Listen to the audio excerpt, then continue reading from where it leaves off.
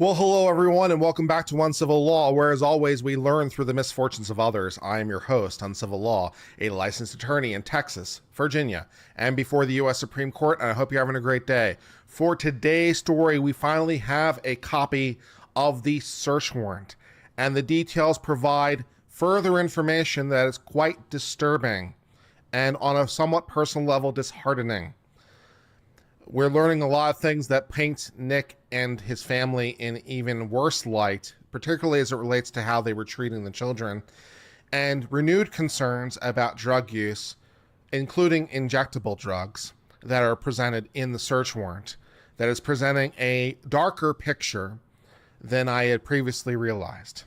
And this new information has caused me significantly to reevaluate my feelings on the issue, but until we discuss the facts, we'll leave the feelings out of it. So first, let's discuss the facts. All right. So here is a copy of the search warrant. I've done my best to redact the address. This will be a matter of public record soon, if it is not already. I'm not quite sure how the people who got this, but it appears to be authentic. It is formatted the right way. It has the right language in it. Everything looks correct. If it were a forgery, it would have to be one hell of a master forgery. It would have to be done by someone who's written a lot of these things. So someone who has written a lot of warrants would have to forge this, and because it reads the right way. So I'm pretty sure it's authentic. So, there's that.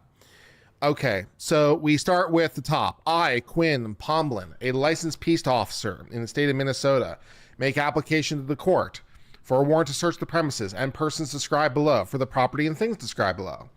I know the content of this application and affirm the statements contained in this application are true based on my own knowledge or believed to be true.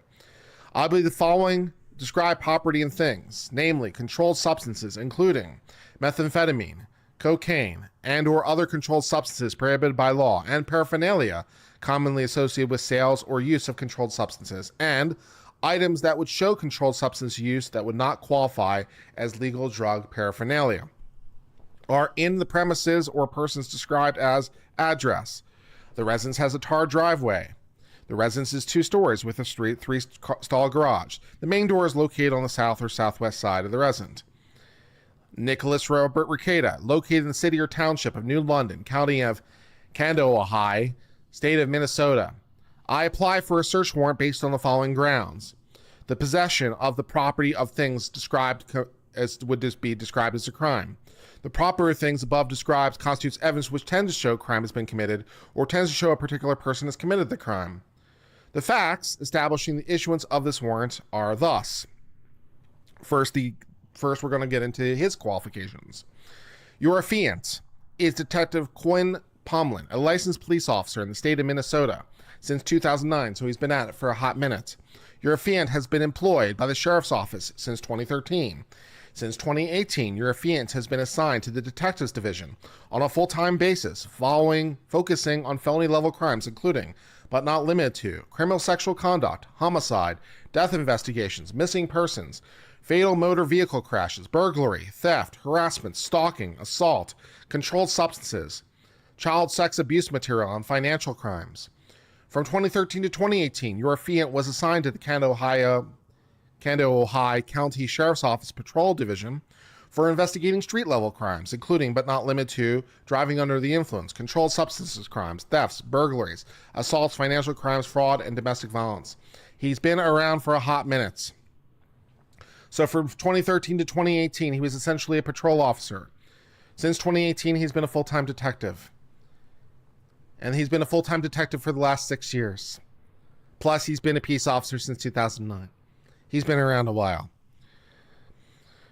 From 2010 to 2013, your affiant was employed as Chief of Police for Sacred Heart, Minnesota Police Department, which included responsibility of administration. He's a former Chief of Police. So, probably has some knowledge about things. Your affiant has attended hundreds of hours of training, including, but not limited to, crime scene investigation, property crime, criminal sexual conduct, criminal interdiction, assault, domestic violence, hate crime, child sex abuse material, active shooter, death investigation, aquatic death investigation, elder abuse, vulnerable adult, financial abuse, financial crimes, firearms, less lethal munitions, diversionary devices, chemical agents, cellular phone extractions, cellular tower investigations, and evidence collections. European is certified in firearms instruction, SWAT team leader, cell phone technology mapping and analysis, less lethal munitions, flash sound, diversionary devices, chemical agents, DMT operator, boat and water, ATV and snowmobile, Glock armor, Alice instruction, and is a former drug recognizer evaluator. All right, so all that information is valuable, not only because, one, I'm a police officer, but also two, here are the bases for me drawing certain conclusions. Because I've seen certain things, and these certain things have led me to certain conclusions. And here are the bases for these conclusions. Just as a friendly reminder, of course, we're trying to reach the probable cause standard, which is an incredibly low standard. We're not trying to look for beyond reasonable doubt. We're not trying to look for anything like beyond a reasonable doubt. On a scale of 1 to 10, where, 10 is beyond a reasonable doubt, probable cause is probably about 1. It's more than reasonably articulable suspicion. It is some evidence a guy has committed a crime or was about to commit a crime, as the case may be. So it's a pretty low standard. But yes, I have the ability to see things and make conclusions based on my training and experience. Here's all my training and experience. Here's how I know these things. I've been around a while. I know what I'm doing. Cool. All right, great. Thanks. All right. So on May the 16th of 2024 in the Canada, Ohio Sheriff's Office, Sergeant Dave Nestor received a report regarding possible child neglect and controlled substance use. The report indicated that Nicholas Rekeita resides in Cuyahoga County. He resides at this address with his wife, Kayla, and their 5 children ages 6 to 16. Yeah. The reporter indicated, and this is where we start getting into the facts really, right? So this is where we start entering the what did you do wrong stage. The reporter, that is the reporter that went to the, okay, so we have the reporter who went to the sheriff's office. So here's what the reporter said. The reporter indicated that 4 people from their church had gone to him, indicating, reporting neglect to the children, possible controlled substance use, and questionable relationship with an additional couple. All right, so we have hearsay, but it's a search warrant. Hearsay is permissible in a search warrant. The rules of evidence dealing with hearsay are trial evidence rules. In the context of a search warrant, in the context of an indictment, hearsay is permissible. Hearsay upon hearsay can be admissible. The question is the reliability of it. The question is the reliability. The reason for that technically is, again, because of our confidence levels. The reason that we don't let hearsay into trial is because hearsay is not reliable enough for the purposes of trial, because we're trying to convict somebody, right? So we need evidence that's of sufficient reliability to reach that stage of proceedings. But we don't need that level of reliability at a search warrant application stage. We're not trying to get to beyond a reasonable doubt. Back to Uncivil Law, where as always we learn through the misfortunes of others. I am your host, Uncivil Law. Sorry, my cell phone just decided to start playing my stream for some reason. I appreciate my cell phone turning in, but this is distracting to the stream. Anyways, but yes, hearsay is permissible at this stage. And then at a later stage, when we need a greater level of confidence, when we move beyond, probable cause, which is a very low level to, probable cause to beyond a reasonable doubt, we'll need a higher level of certification and, whatever. So that will be fine. So, hearsay, no problem. And we have 4 people. It's like 4 people talk to me, and I've heard it from 4 people. This guy himself, do we have sufficient indicia of reliableness? Sure. This guy's a pastor. He's not just a random guy. He's not like a strung out junkie. He's not raving at the moon. We're going to presume that this guy is a reasonable guy. He's a pastor. He's a reasonable guy. He has 4 people come up to him. This seems reasonably credible. He's making a report based on that. It seems reasonably credible. So can we rely on it for the purposes of a probable cause affidavit? Sure, no problem. Sounds fine to me.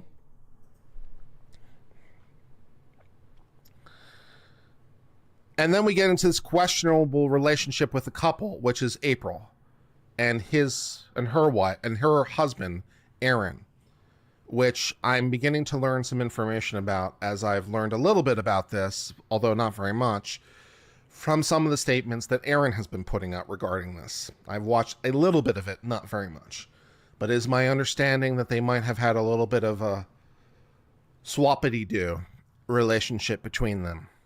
Possibly. Yeah. So is that, it is what it is. So we'll take note. It is reported that Nicholas is a social media blogger. Sure, let's go with blogger. And he and his wife, Kayla, had befriended the hosts from a different social media blogger. That would be the relationship to the couple we just alluded to.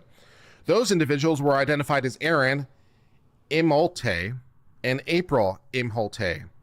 Eurofient knows personally these are personalities of the Steel-Toed Morning Show, which used to be in St. Cloud, Minnesota radio. However, as of recent years, the show has become a social media entertainment show strictly online based. I wonder if he knows that personally because he used to listen to it on the radio. That would be a funny detail if true. It's like, how do you know that personally? I used to turn in every day and listen to them. I listened to the Steel-Toe Morning Hour on the radio. Maybe that's it. Whatever. It was reported that Imholtes may have been staying with Rekeita and their home was in disarray and cluttered. Yeah. And what I'm understanding, I heard from Aaron. Again, Aaron's reporting that the state of the house was more in disarray than might have been suggested by the earlier documentation. And given the other things that we've learned, I'm somewhat inclined to believe him because there's other indicia that would support that their home was in disarray. If there's these other problems, it's probably, it's unlikely that, we have drugs and all the rest of it, and every other part of the house is just spick and span. These things tend to go together in some sort of correlative fashion. So it seems credible to me that the house might have been in a fairly significant amount of disarray. It was reported from a church preschool teacher. Again, this is the reporter reporting it. So he's reporting that a preschool teacher had reported that the children had complained of being hungry, not fed, and not wearing the same clothes for 3 to 4 days at a time and would start to smell. Okay, so now you have hearsay upon hearsay. Right? We have hearsay upon hearsay. Hi, I'm a reporter. Okay, who talked to you? The teacher. Okay, who talked to them? The children. Right? That's 2 levels. Hearsay upon hearsay. Is it sufficiently reliable? For the purposes of a search warrant, I'm willing to bet it is. Now, the law of this is going to vary from jurisdiction to jurisdiction, so I'm not going to claim for an absolute certainty that within the context of Minnesota law, that this is necessarily okay. But as a general broad-based proposition, yes, this would be fine. Again, it's a whole thing about matching the confidence levels we need with the stage of proceedings we're at. We're at the probable cause stage. Our level of confidence is very low because all we need is probable cause. So we have hearsay upon hearsay. Okay, is it sufficiently reliable? Well, who's making the report? The pastor. Okay, he seems like a credible guy. Who made the report to him? A teacher. A teacher at the school. Okay, she seems like a credible person. Who made the report to the teacher? The children. Oh, they seem like they're probably credible. They'd have firsthand knowledge. So is it sufficiently reliable for the purposes of a search warrant affidavit? Almost certainly. Almost certainly. Sounds okay to me. Sounds okay to me. So, it's not great. And then, of course, so that's the legal angle. And then the less legal angle and the more salacious angle is that we have the children complaining of specifically being hungry, not being fed, and wearing the same clothes for 3 to 4 days at a time. That would start to smell. This detail I consider to be significant as it relates to my own moral analysis, which I suppose I'll talk to more later. But this is, to my mind, a thing of a different kind. To me, this is obviously, we're now looking at a much more direct impact on the children, rather than the children just happen to be in a place where drugs also happen to be, which was the charge we saw earlier. So now the children just happen to be in a place where drugs happen to be, is at least to my mind, not exactly as serious or as concerning as the children are hungry, they're not being fed, they're wearing dirty clothes, and the clothes are smelling that they're so dirty. This is more evident of what I would consider to be child neglect. And it is much more concerning because it directly impacts the children in a very manifest way. To the point, apparently, that the children themselves are complaining about it. So it's probably not the first time it's happened. It's probably happened on more than one occasion. And they're It's like, can I have some food, please? This is a problem.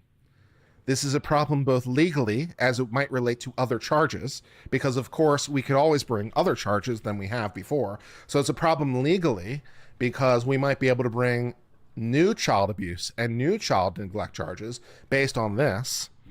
And it's also a problem because, well, it is more morally bankrupt behavior, right?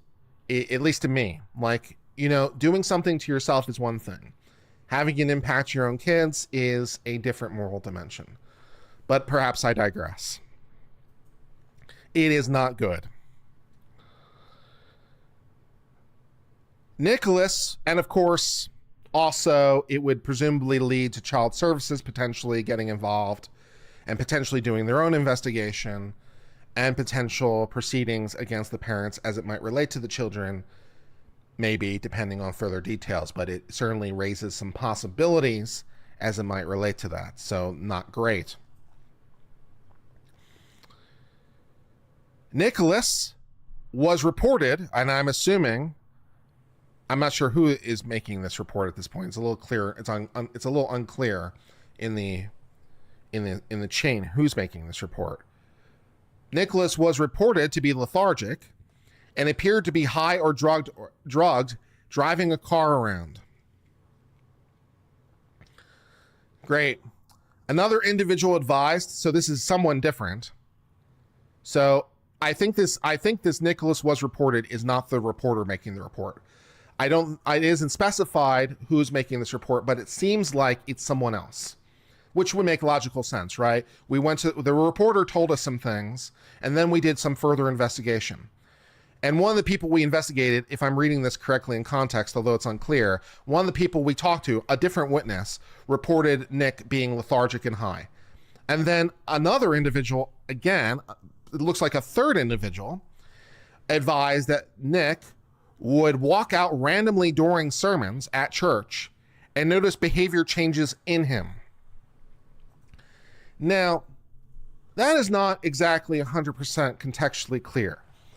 But when he says he noticed behavioral changes in him, does he mean like generally over like a long period of time? I've noticed him deteriorating, say over the past 3-6 months. Does he mean that?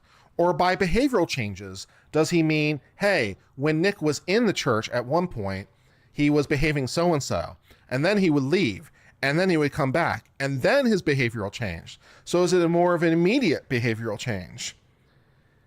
Which might suggest the potential that Nick might have been leaving the service to potentially do drugs while in church, if you interpret it that way.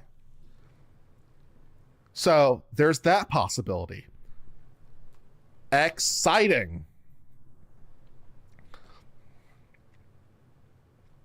It was alleged that Kayla looked anorexic, and Nicholas has lost a substantial amount of weight recently. Having seen before and after photos, I tend to agree.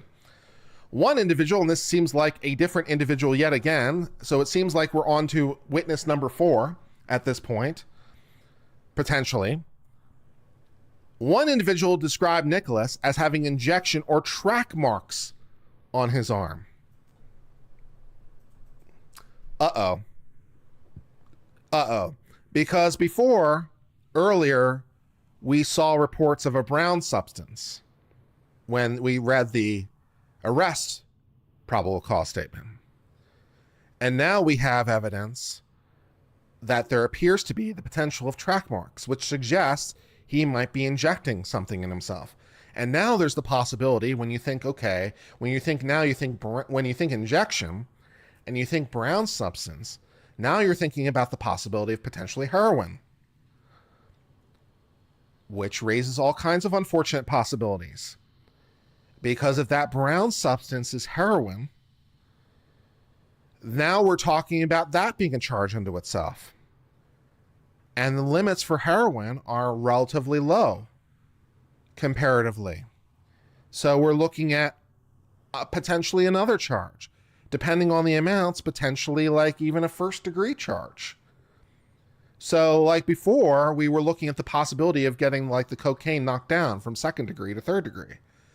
But now we have, in context, reason to think that we might have the possibility of other drugs, and depending on their weights, we might be looking at even more severe charges.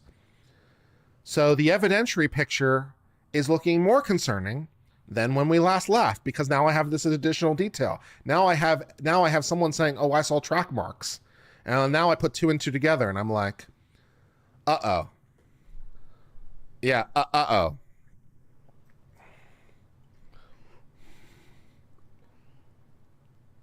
Eurofient started to review the Rekeita's and Imholt's social media blogs.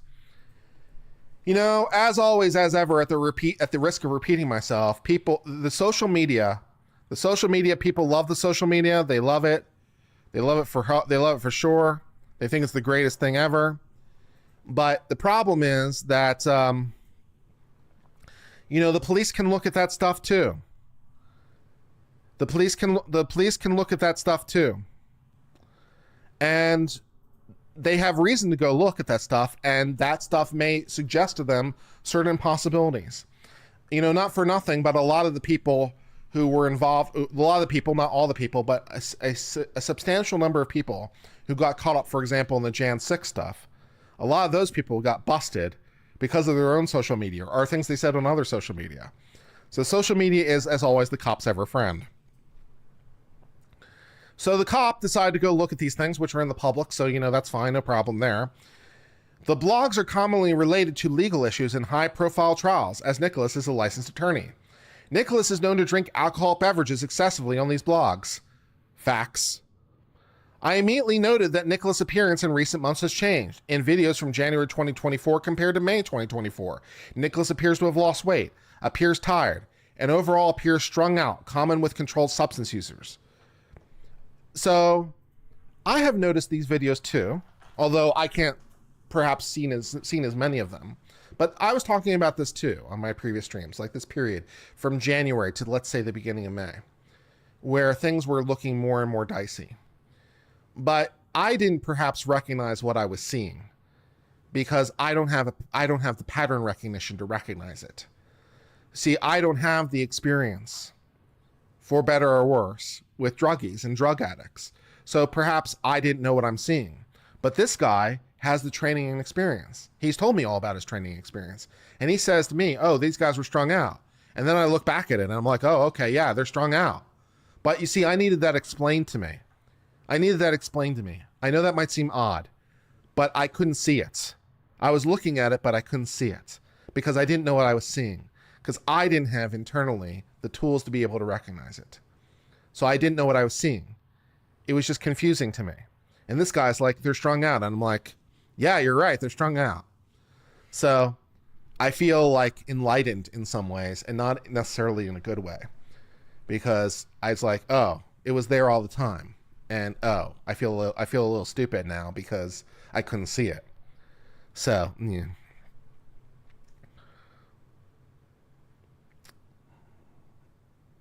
Where was I? Nicholas commonly refers to his studio as his basement in his own residence. It is. I've been there before. Nicholas has been the victim of swatting phone calls that is known to Eurofient and the Kanawha County Sheriff's Office because of these calls. When they previously responded to the calls, they knew the address. So the person may have some personal knowledge of the house, having been there before. When reviewing the Imholte social media video blogs, Aaron, the husband of the woman who was caught with Nick and his wife, who is currently in divorce proceedings, as I understand it, against his wife. Aaron recently indicated that he and April are getting a divorce. Aaron goes on to say that he experimented with cocaine 3 times and Molly 6 or 7 times in the past recently. On 12/19/2023, the Imholtes broadcasted a podcast from Rekeita's studio, with the podcast being named Live from the Spicer. Throughout the video blogs, it's apparent that they and Rekeita were friends and may have recently had a falling out. It should be noted in recent videos of Imholte, April has at times also appeared tired, lethargic, and strung out as well. And he would know what he's talking about because he has the experience to understand what he's looking at.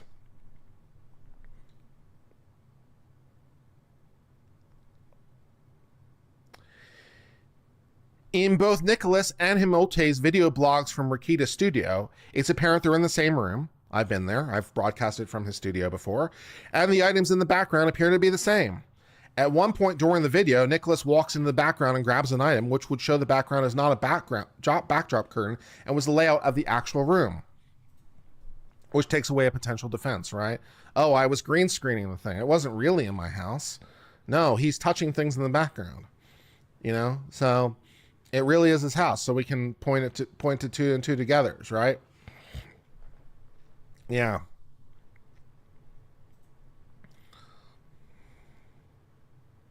On 5/25/2024, Imholte did a video blog in which he talked about Nicholas and insinuated controlled substance use, and also referenced a video blog that Nicholas put online on 5/21 that has since been taken off the internet. Imholte indicates in this blog that Nicholas needs help and needs to get help for his kids because of his substance abuse. So this now qualifies essentially as a hearsay report that he isn't choosing to make, but still, right? Because he's in a position to know. How would he know? How would he know? Oh, he's broadcast from his studio. He's been there. He knows the person personally. So when this guy says in his blog, oh, I think there's drug use, I think there's that, right? That's now an additional indicia that adds to the probable cause. Is it enough by itself? Hell no, it's not enough by itself. But then again, they're not evaluated one-on-one. It's evaluated in its totality. It's not a question of like whether one piece of evidence is enough. That's not the issue. The issue is whether in their combined amalgamated form it's enough. Is it enough by itself? Hell no. Is it a factor that leads towards probable cause? Hell yes. Because he's in a position no, and it's something that you could use as a basis to believe it's possible, right?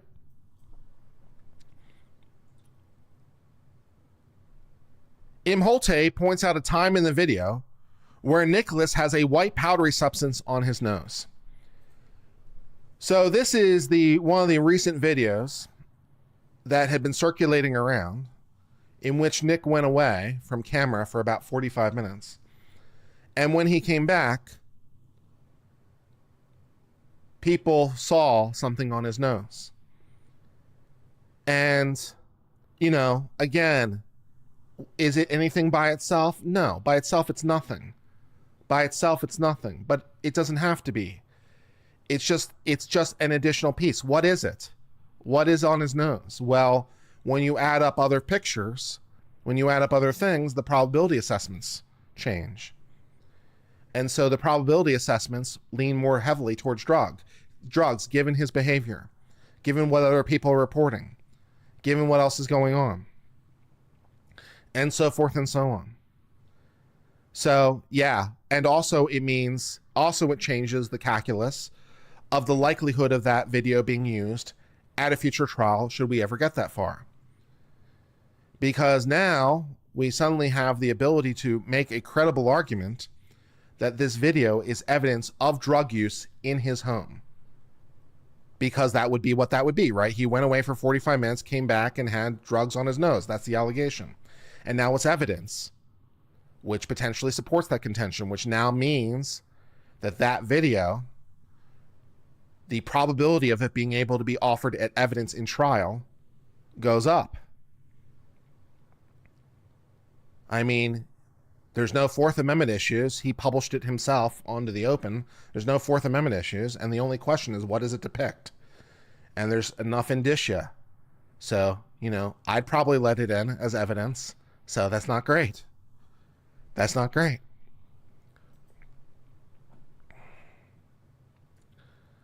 On 5/25, your affiant was able to review the video that was taken off Nicholas's YouTube and Rumble's social media sites. The video is from 5/21. It is of Nicholas in his basement studio talking about court appeals rulings he had lost. He appears in the video to be drinking alcoholic beverages and eventually appears under the influence of a substance or substances. The entire video blog is 4 hours and 4 minutes long. It seems like the police officer watched it all. Approximately 2:46 into the video, Nicholas goes to leave the restroom. When he returns at 2:50, he appears to be making an excited look and has a white powdery substance on his nose. Your affiant believes this behavior is indicative. So I thought it was 45 minutes. He says it's 5 minutes. So maybe someone pointed me to the wrong part of the video. So apparently it was 5 minutes. Anyways, your affiant believes this behavior is indicative of central nervous system stimulant. And, there's that. I mean, he went away one way and he came back and there seems to be white powder on his nose and suddenly he's acting completely differently.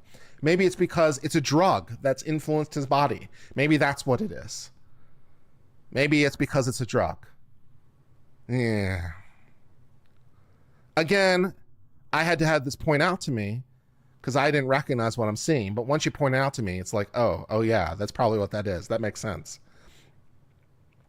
Your affiant believes, based on training and experience, which you appear to have lots of, as well as the behavior of Nicholas, that this ingested white powdery substance through his nasal cavity while off camera. Your affiant knows through training and experience that ingesting controlled substances through a nasal cavity is common among controlled substance users and is often referred to as snorting. Your affiant also knows that throughout the video, Nicholas is so under the influence of a substance to the point where he had one eye closed to read his screen, rambled and slurred his speech. Nicholas would obviously not be able to take care of his children in the state of intoxication.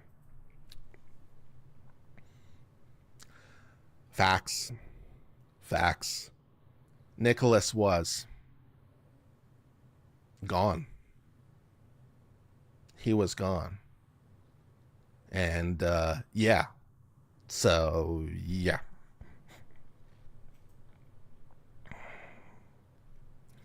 It should be noted that your affiant was a drug recognized evaluator for several years, and based on your affiant's training experience, the behavior of Nicholas in his video blog indicates polysubstance use, meaning it's believed it was ingested more than one substance based on his behavior, being both excited and nearly passing out. This can be consistent behavior of using both central nervous system stimulants and depressants. Great. That's great. That's fantastic news. It's wonderful. Your affiant believes the reports of neglect and controlled substances are consistent with the previous mentioned information. Your affiant is requesting the search for the above listed items in relation to the welfare of the children in the home and relations to controlled substance. Your affiant is also requesting to search Rekeita. Yeah. So long story short, the warrant is basically unattackable. The warrant is essentially unattackable.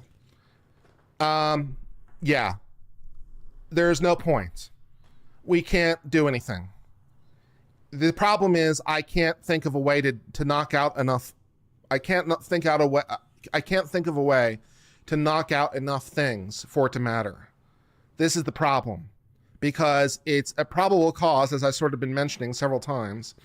Probable cause is a accumulated, combined determination, right? We're trying to reach a threshold. We're trying to reach a level of certainty.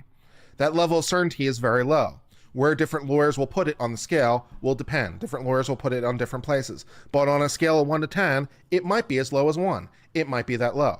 It isn't very much. It's a very low standard. It's a very low standard because we don't require that much confidence. But, it's unattackable, because even if somehow magically I could make pieces of this disappear, which if I really put on my thinking hat, maybe, like if I really put on my deep legal mind thinking hat and somehow could make parts of this disappear, it wouldn't matter. It wouldn't matter. There's just no way that I can see, even in the back of my mind, there's just no way I can see where I can attack enough pieces of this for it to matter.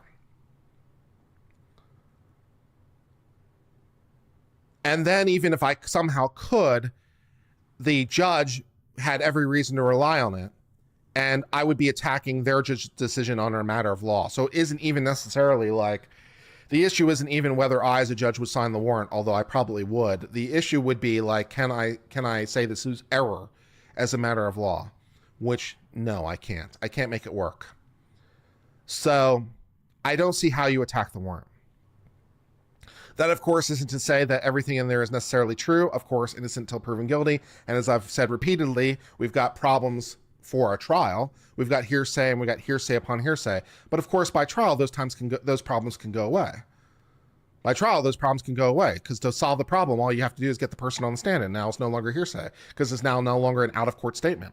Now they're saying it in court, right? So all you have to do is get the pastor on the stand. All you have to do is get the teacher on the stand. All you have to do is get the 4 parents on the stand, and you're there. You've solved your hearsay problem. The hearsay problem has ceased to be. They are now on the stand, testifying as to things they saw personally with their own eyes, and the hearsay problem disappears. So, yeah. So it's not great. It's not great. It's very, very bad news for Nick. It's very, very bad.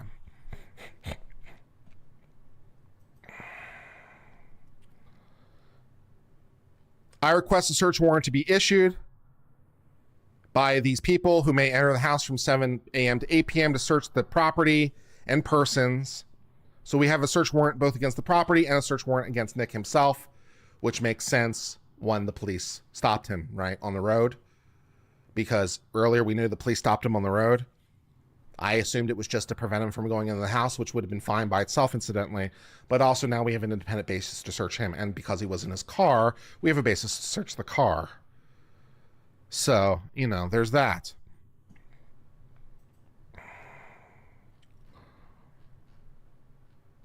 Okay, and then... So that was the application, and now we just have the signed search warrant. You know, please, police officers, go to this address and search for these things. Signed, Judge. Now, people have pointed out that this judge is the same judge Nick apparently insulted earlier. Does it matter? No, it does not. It does not, because the law is fairly clear on this point. What we look for is the objective. What we look for is the objective. The question, unless you can prove, like, you would have to prove like some sort of like intolerable conflict of interest. You would have to prove, like, I don't even know what you'd have to prove, but you'd have to prove that, you know, the judge is like actively, maliciously twirling their mustache level villainy for it to matter. If you could even get that far. The relevant laws look to the objective. The question is, would a reasonable judge sign this? And the answer is yes. So even if Nick has insulted her, and even if, like, you know, whatever, the question would be the objective. Is there enough on the page for the judge to sign this? Is there enough things on the page? There's enough things on the page. I'd probably sign it. There's enough things on the page. So you're done. You're done.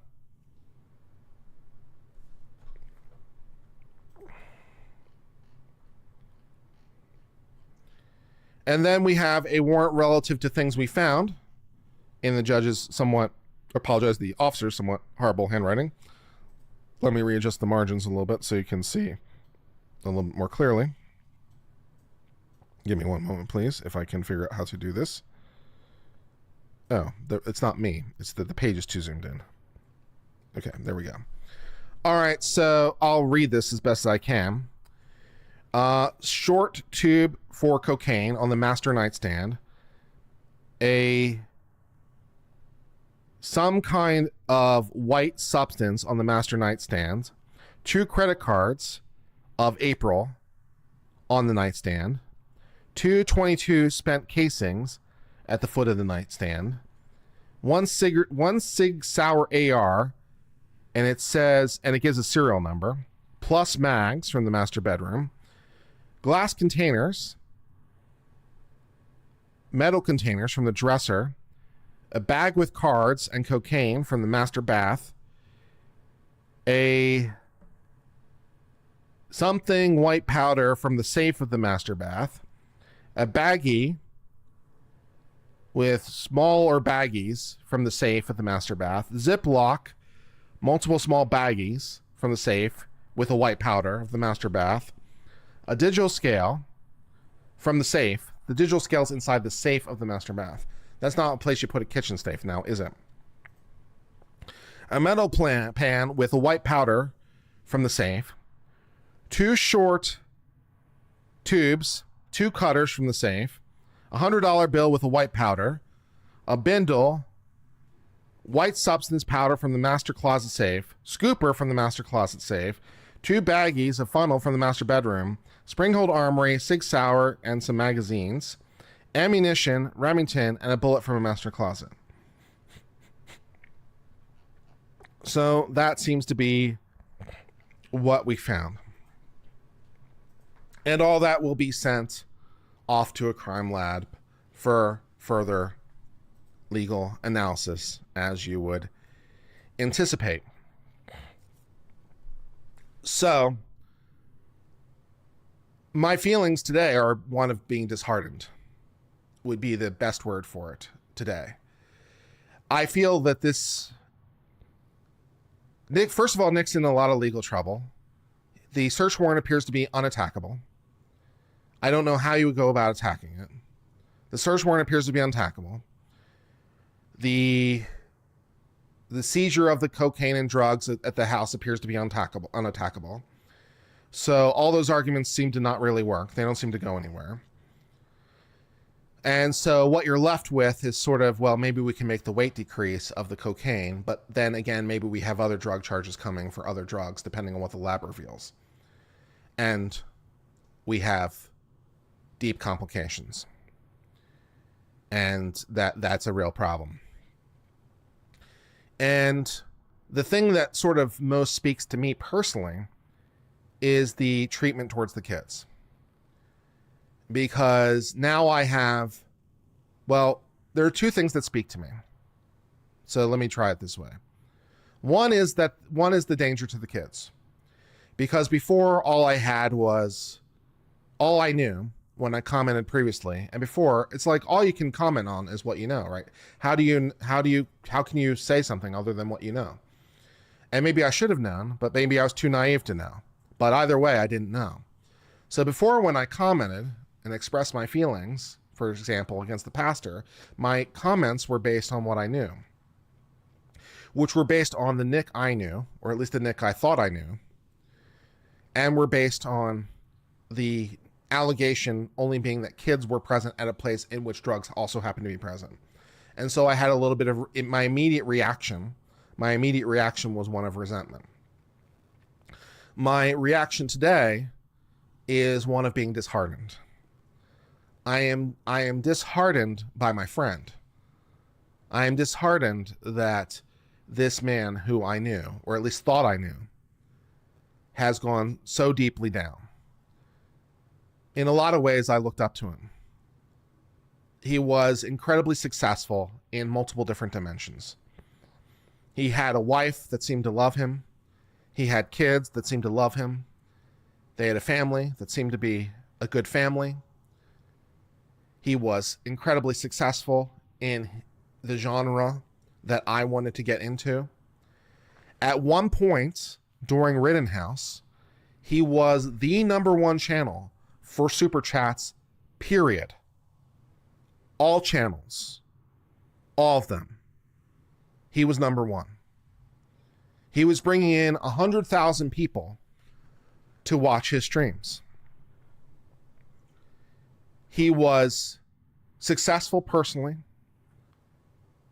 successful professionally, and he had a certain edge to him that I don't have and was attractive to me, because he had this persona that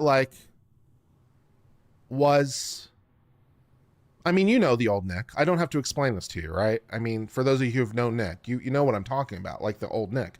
You know exactly what I'm talking about, the people who liked him back then. I don't have to explain this. There's things about his personality that are attractive and enjoyable. And to some degree, I saw deficits in myself in those aspects. And I was desirous of some of those aspects for myself. Because, they seemed like good things. And so I feel disheartened. I feel like this is a person who this is a person who had it all. And this is a person who had it all. He was a person who was respectable. He was a person that was emulatable. He was a person that was a bulwark for the law tube trade. He was designated the Pope despite his wishes to the contrary, because people had collective respect for him. He, in some senses, got the genre really going. Leonard French precedes him, but Nick Rekeita was the one who arguably blew it up, and arguably the one who got a lot of us, if not our start, a boost in our channel and our early growth, and was helpful to us in our growth and our careers. And I didn't know what I was seeing. And having it explained to me, so that's one. It's like, I feel so disheartened. And then to see what happened to his kids, that it manifested to his kids, and his kids were not being clothed properly and washed properly and fed properly, that this had such a material impact on his kids, is, to my mind, a bridge that is a whole new level. We have moved within my own moral framework. We have moved within my own moral framework from one tier to another tier, and I'm not a happy camper about it. I know it's cliche, but it's like, I'm not mad, but I'm disappointed. I feel disappointed. I feel like he somewhat let me down, to some degree. And he let his kids down, which is obviously even more important than me. No, I'm irrelevant compared to his kids. I'm an adult. I can take care of myself. But the fact that his kids were not being clothed and all the rest of it is a behavior that is, I don't even know what the right vocab word is for it. It's just troubling and upsetting and disheartening, and it's disillusioning, and it's very disappointing.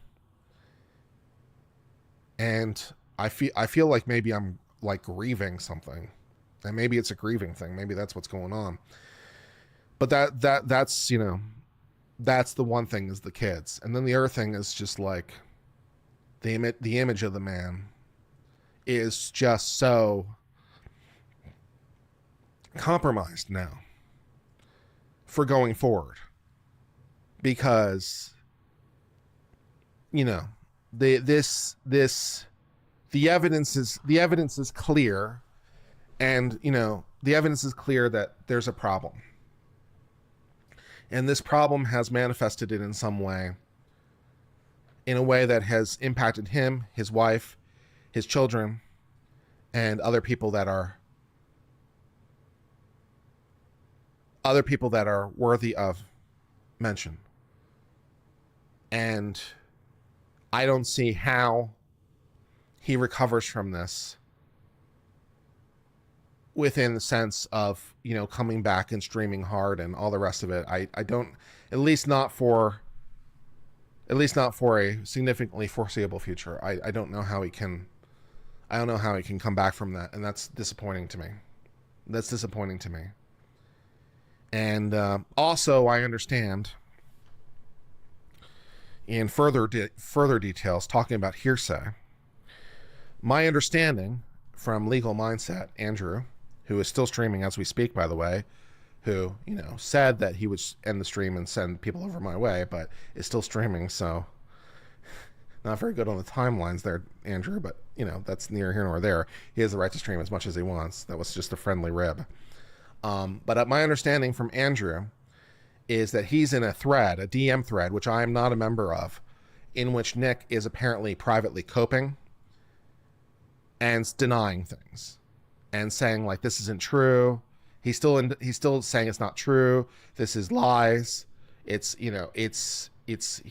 I haven't seen it, so I'm basing it off what he said, which he himself said that he was paraphrasing. So, how many levels of hearsay is that? It's not great.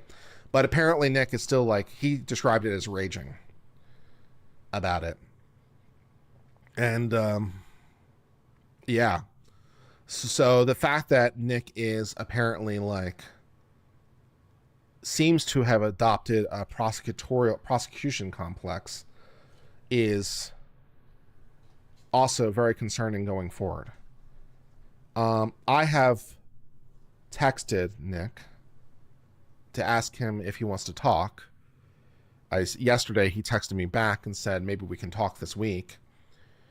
So my intention personally is to try to reach out to the man and try to I don't know, at least listen to him and try to figure out what the hell's gone wrong and go from there. So that's what we're doing. And that's how I feel. So my feelings to the pastor obviously have changed substantially, at the risk of, having to be utterly clear about it. And the reason it changed is because I got more information, which is what you would hope for, I hope. I hope we all want people to change their mind based on more information. And my immediate reaction was my immediate reaction. My immediate reaction was, my friend has been hurt. Defend. Right? That was my immediate reaction. My friend has been hurt. Defend. He's my friend. Like an ally, I'm going to come and have his back. He's under attack. I'm going to defend him. That was my immediate reaction. And so all I could immediately see was a person attacking my friend, which was by its own admission a very one-dimensional analysis. And as I said at the time, very clearly, repeatedly, I wasn't saying that what I felt was the right feelings. I wasn't saying that what I was feeling was good. I was just trying to describe what I was feeling. I said very repeatedly and very, very clearly that my feelings were perhaps wrong, perhaps the wrong feelings, perhaps I wasn't feeling the right things. And now, having gained more information, I feel differently. And I feel like I've begun to see the start of who Nick is now. I feel like I don't feel like I understand who he is now. I feel like I've just begun to understand who he is now. And I'm not liking even what I've seen. So, yeah. Andrew says, I mocked the child abuse charge. I mocked it as it was charged. That's true. Because the charge, I don't know why I have to fucking explain this, but the charge was only that kids were present at a place where drugs also happened to be present. That was the charge. It was a throwaway charge. It still is a throwaway charge. It's a gross misdemeanor, up to 364 days in jail. In the scheme of, a potential sentence, a theoretical max of 25 years, a theoretical max of a year is not exactly that it's comparatively de minimis. So I was like, it's not that big a deal. But now I've gotten new facts. And now I have new concerns based on new facts. What more do you want from me?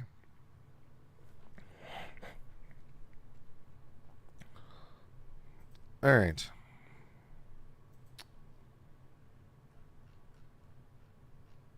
I'll read some super chats. Unforced Ego became a member of the Uncivil Law Posse. Thank you very much for becoming part of that upper membership tier. I do appreciate it. Kimmy's Blessed became an uncivilian. Thank you very much for hitting the beautiful, beautiful join button. Lugmeister became an uncivilian for hitting the beautiful, beautiful join button. All three of these people hit the beautiful, beautiful join button. For a mere 99 cents a month, you too can become an uncivilian and help support the channel. Alan Parker, friend of the channel, has gifted 20 gift memberships. Cindy Collins has been a member for 5 months. Crystal, aka Beaver Girl, I'm assuming, for $19.99 said thank you at Uncivil. You are welcome.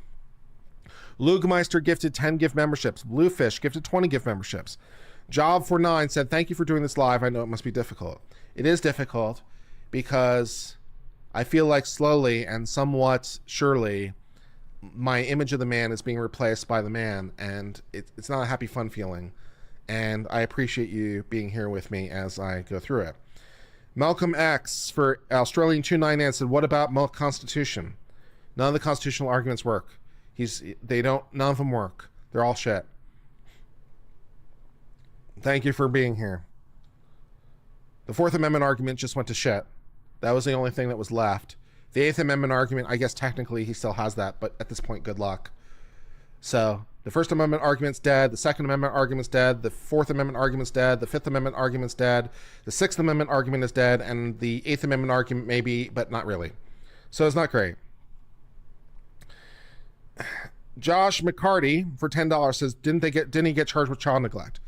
In a technical sense, yes, but not in the sense in which I would typically use the term.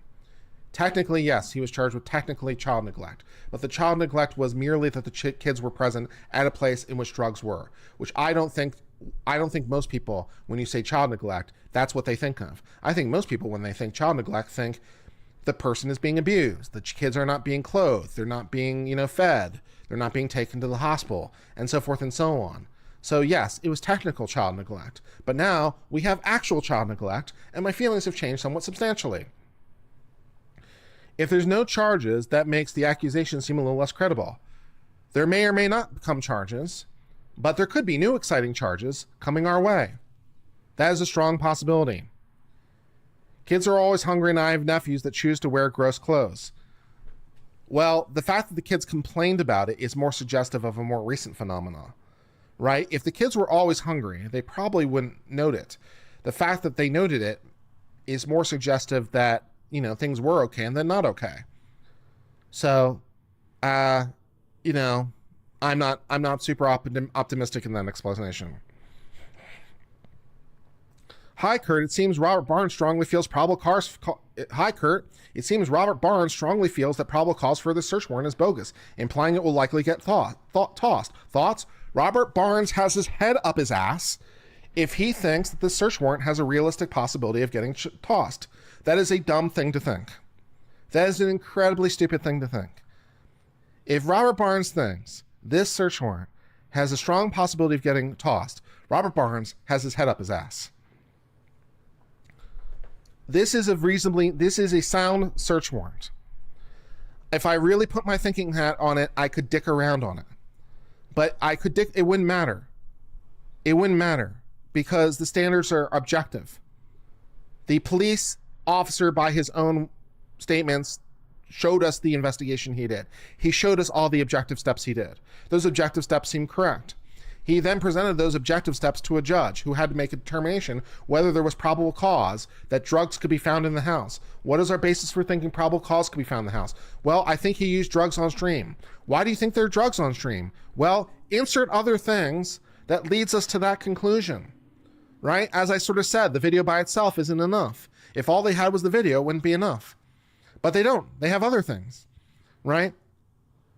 And so you have piece upon piece upon piece upon piece upon piece buttressing each other and reaching the conclusion of probable cause, which again, it's a very, very low standard. It's like 1 out of 10.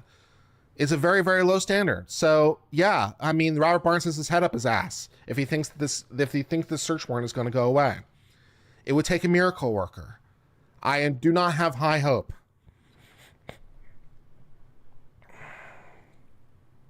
Isaac for $10 says, I'm against drug control to a deranged degree. My comments on drug controllers are beyond the pale, but child neglect like that calls for punishment. It's an abandonment of solemn responsibilities. I tend to agree. I am not happy about what happened to his kids. That makes me very sad inside. I am a sad panda. Veronica has been a member for 15 months. Thank you very much. Kelly House for $5 says, the children come first, period. Remember, these are just initial charges. There could be more to follow. Rehab is essential. More exciting charges does definitely seem like a possibility. I would tend to agree. Brightfire became an uncivilian by hitting that join button. Joel became an uncivilian by hitting the join button. Linda Richards says, I'm sorry, Kurt. I know it hurts. It does. It does hurt. It does hurt. It does hurt. And yeah. Raven Johnson became an uncivilian. Thank you for hitting the join button. Plots Magoots for $4.99 says, I appreciate you having an open mind and seeing the big picture. That's all you can really do, man. It's all you can really do. It's all you can really hope for anybody. Take the information you have. Take the information you have. Think. Get more information, think. Right? I mean, that's what we want everyone to do. We want everyone to take information and think. The new information paints a darker picture. The new information paints a picture that is much more concerning. The officer points out that my friend had lost a lot of weight. I'm like, oh yeah, he did. You're right. The officer points out that Kayla lost a lot of weight. I'm like, oh yeah, you're right. The officer points out that this is indicative of people who have drug use and are strung out. And I'm like, oh yeah, you're right. Now, I know to a lot of you guys, that may seem obvious, and perhaps it is. But I couldn't see it. Maybe it's because I didn't want to see it.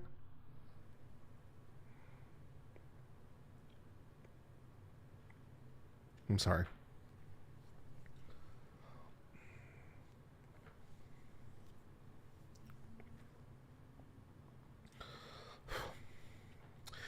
Maybe it's because I didn't want to see it. Maybe it's because he's my friend. Maybe it's because I haven't had the experience.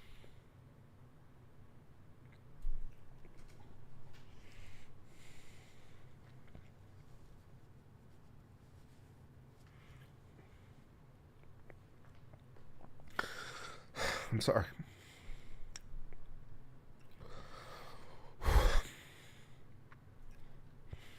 But having it pointed out to me is hard.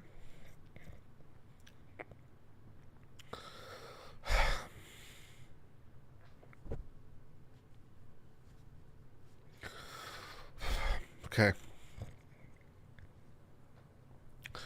Sledge and Wedge for 314 says the investigative facts don't look good in this case. I tend to agree they do not.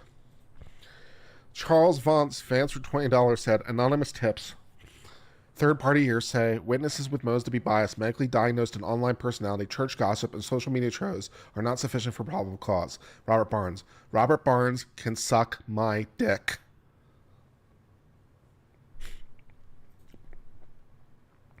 Bright Fire for $10 says, I would love to say the law behind the neglect count is to deal with things like what my dad did. He would take me on drug deals as a shield because cops don't really want to search a car with a child in it. Appreciate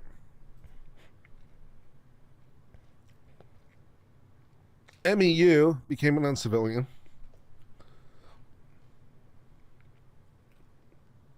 Thank you very much for hitting the join button. Thunder Rain 666, number 31 on the list, became an uncivilian. Thank you very much. Bill Potter says, give yourself credit. Nick was never compelling on his own. It was LawTube Group in one place that was compelling. Nick was often a bad distraction. That's a fair point. I'd like to think I have merit of my own. I certainly have paved my own way since then, but I appreciate it. Ping King 554 said the drugs probably cause neglect, but Nick needs to admit he has a problem and gets the help he needs. Instructor Mike for 999 says, I love you, brother, for expressing your feelings. I still send prayers for Nick, as being the affiant of plenty of search warrants I've ran, this one's ironclad. Yeah, I don't see any way to attack it. Yuri Bear became a devil's advocate. Thank you very much for your membership tier. Mordecai for 99 says, Kurt, you now need to become the man you thought Nick was. I try to every day. And I'm heading in that direction, thank God. My overall depression has gotten better. It has been a long slog. It's been a long slog and a gradual one, and it has been a slog with steps backwards. 2 steps forward, 1 step back. But we've made progress. We've made a lot of progress, and we're heading in the right direction. And God bless for that. Thank you very much. Lapis 42 became an uncivilian. Thank you. Rosie for 10 pounds said, bless you, sending big hugs. My nurse Kel became an uncivilian. Beverly became an uncivilian. Hamilton said, please stay strong, Kurt. We have you back. St. Dionysius, great name, became an uncivilian. Deborah for $5 said, hugs. Addiction hurts. In my opinion, Barnes may have been vying for Nick subscribers. Dude, Barnes is in maximum copium. I don't know where the man is coming from. The man is off in La La Land. It is like his constitutional law analysis was not rooted in any sort of reality based on the current case law. It was completely unhinged.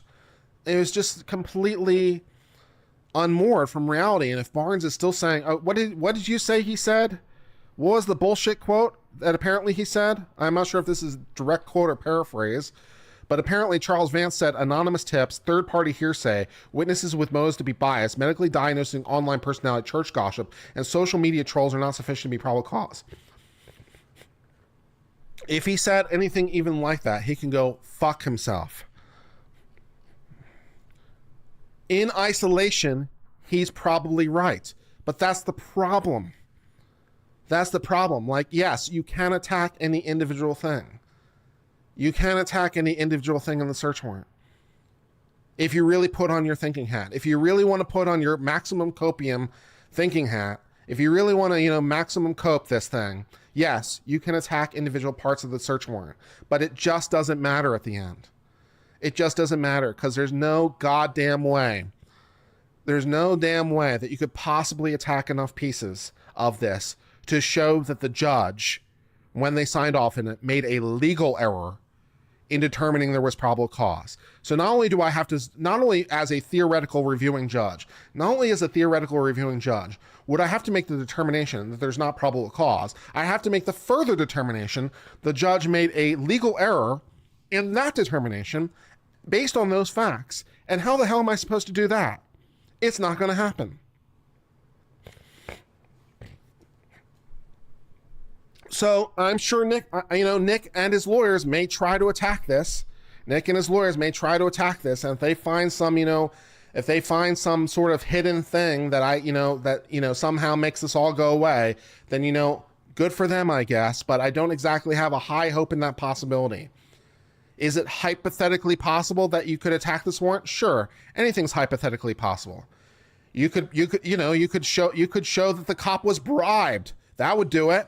Hey, why? Although actually, sure, I'm not even then, to be quite honest, because the judge would be relying on the bribe. I don't even know at that point. But yeah, maybe you could show the judge and the cop were bribed to issue the search warrant. Yeah, that would do it. They were bribed to issue it. So, go find that kind of evidence and get back to me. Sledge and Wedge for $2 says, you love you. That's all you need to succeed. We love you, bro. Oh, St. Dionysius also gifted 50 gift memberships. That's incredibly generous. Dash 5257 became an uncivilian. Thank you. Sledge and Wedge became a member for 39 months. By the way, incidentally, I'm very much looking forward to all the clips shows, which I'm sure will occur at this point, who will show me breaking down and mocking me for breaking down and having feelings. I look forward to that. I look forward to all the clip shows, taking a clip of me crying at the loss of my friend and having feelings and mocking me and deriding me and calling me a beta faggot or whatever it is they're going to call me. So that's just the cherry in my day. Isaac for $5 says, this isn't new behavior from Barnes. He views his commentary as grift first and foremost, followed by political commentary, law last. I don't disagree with you. Barnes has had this problem for a long time, in my humble opinion. DS for $4.99 says, sending hugs, Kurt. We're so proud of how far you've come. Now come to a pub in the U.S. Thank you. I've come a long way. I have a long way to go. I know I have a long way to go, but we're making progress. Progress is good. Pepe, 1976 for 100 SAK says, just wanted to say you impressed me. Your legal analysis are unique here as they are on YouTube. Thank you. Jessica became an uncivilian. Thank you for hitting the join button. Brady has been a member for 2 months. Thank you very much. Patricia Bradshaw has been a member for 22 months. And Sandy gifted $20 for this as well. And I note that Legal Mindset has still not wrapped up his stream. He said it would take an hour and a half for him to do a stream, and he's now 3 hours in, so that didn't work. Shanna Farrow for $6.99 says, hugs. Mental health is real. Addiction is hard for everyone involved, and watching someone you love go through it is heartbreaking. We can see you care. And Ruth Phillips upgraded their membership to Devil's Advocate. Thank you very much for your upgraded membership. It is appreciated. It is appreciated.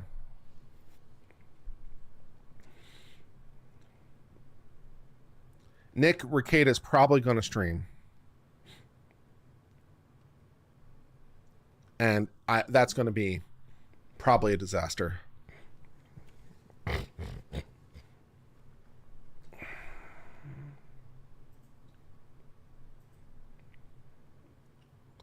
Hamilton for $1.09 says sexativity in brains is sex fee. No one worries.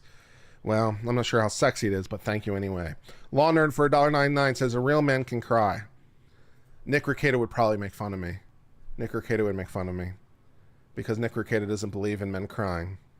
So, I'll enjoy that delicious irony. Chris Black became an uncivilian. Thank you very much. Paige MCM became an uncivilian. Baruco Ver for $5 says people saying Barnes goes hard in defense of Nick Rekeita law because they both have contracts. You and Legal Mindsets are calling BS on Barnes. I don't know. You know what? I don't actually think it's a contract problem. I understand that issue.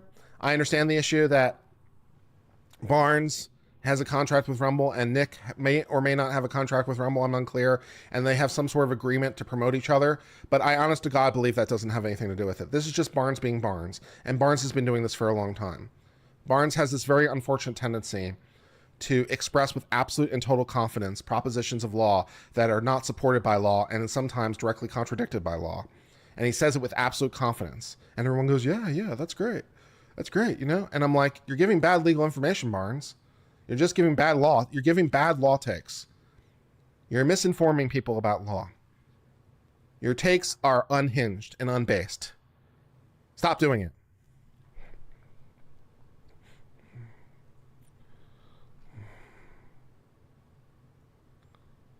Mordecai became an uncivilian. Thank you for hitting the beautiful, beautiful join button. Bluefish has been a member for 9 months. Charles Suvgren became an uncivilian. Cats with Guns became an uncivilian. Anti-D Behave became an uncivilian. Thank you very much. Camelot says dozens of friends have reached out for help for months, but you're terminally online. I don't see that. Addicts don't want help. They have to want it. You should know that.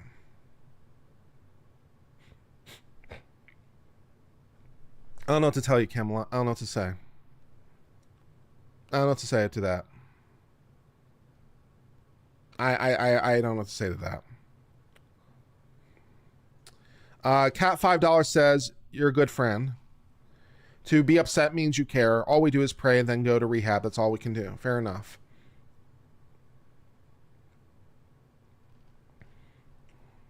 Kelly House has been a member for 2 months.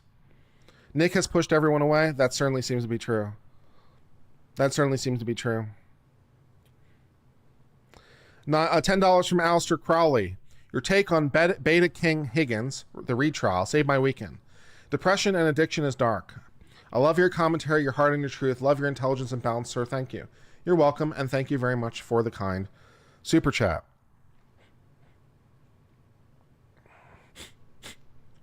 Oh, sorry, Camelot. Sometimes it's hard to know who talks to who. That's one of the problems with chat. I apologize. Sometimes it's hard to know who talks to who. Camelot clarifies, saying I was responding to a chat claiming no one was trying to help. You're doing a good show, Kurt. Props. Thank you. And I'm sure you have your own feelings about Nick's, perhaps mixed, but I would suspect that you're closer to Nick than me. Based on what I can observe, your friendship to Nick has always been closer than my friendship to Nick. So I'm assuming that you have many conflicting feelings on this as well, and it's not easy for you, and I appreciate you being here. Chuck in Tennessee for $20 says, Kurt, as a recovering alcoholic, having lost 2 brothers to drug, at least Nick has a chance to turn around to enable himself at this point will do more harm. Maybe he and his friends will finally recover. Yeah, I don't know whether or not I've been enabling or not. And if I have, I feel dirty. I don't know whether or not I've been enabling. I don't know exactly what enabling means, exactly. But I wouldn't have thought of myself as an enabler because, I never brought him drugs. I never asked him to do drugs. I never took him to a place where I knew there would be drugs. I never saw him do drugs or encouraged him to do drugs or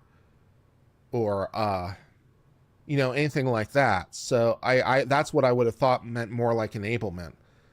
But maybe my tolerance was somehow enabling. I'm not sure. But either way, it's not great. Alan Parker for $50 or £50 rather says you're amazing with a nice little emoji. Kelly Waller has been a member for 10 months. DJ has been a member for 2 months. Appreciate it. Did I make excuses for him to feel better about doing drugs? No, I didn't even know he was doing drugs. So I never excused it. I never tolerated it. I didn't know what was happening. I never encouraged it, never brought him drugs, never took him to a party environment, never partied with him. I never did any of these things. I know. So I don't know if, perhaps I believed the best for my friend and just hope for the best. And perhaps I was, the most that can be said to condemn me was that I was ignoring things I could solve. Like when I was on stream with him, like 2 weeks ago or whatever it was, and we were having that whole discussion about Denny's. Perhaps a lot of you guys were like, clue. And perhaps some of you guys judge me because I didn't see it. I mean, I knew he was off. I knew it was weird, but I didn't really chalk it up to anything more than that.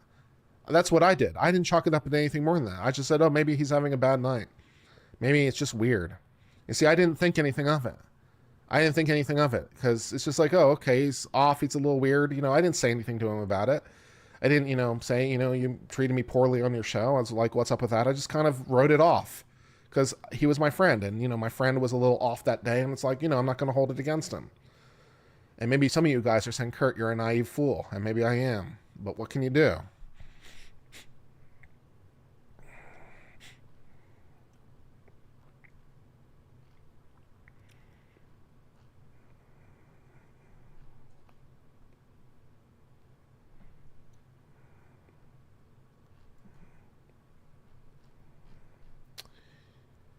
Matt Bond for $5 says, ignore the dick flute, spiffy, legal mumbo jumbo talkie brother from another member.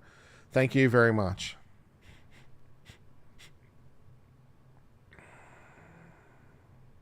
Alistair Crowley became an uncivilian. Thank you very much. The Nana Boss says, you're an amazing friend, attorney, and human being, Kurt. Sending hugs, loves, and prayers. I'm also not exactly particularly renowned for my ability to read people in general. A lot of, my ability to read people, by definition, half the people have to be below average. And so I have no particular problem believing that I'm below average when it comes to my ability to read people. And so, there's that too. Potentially Criminal says the only thing you enabled was the shitty joke. Yeah.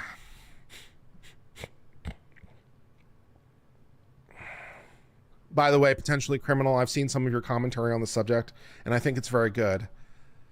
And I appreciate the way that you've been handling it for the what I've seen of it. And I appreciate, your discussion. It has been neutral and fair and legally correct, which, what more can you hope for, really?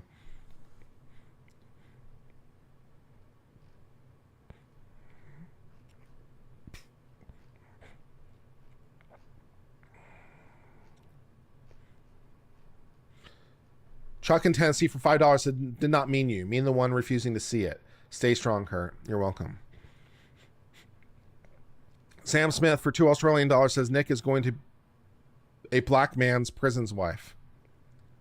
Going to be a black man's prison wife, I assume is what you meant.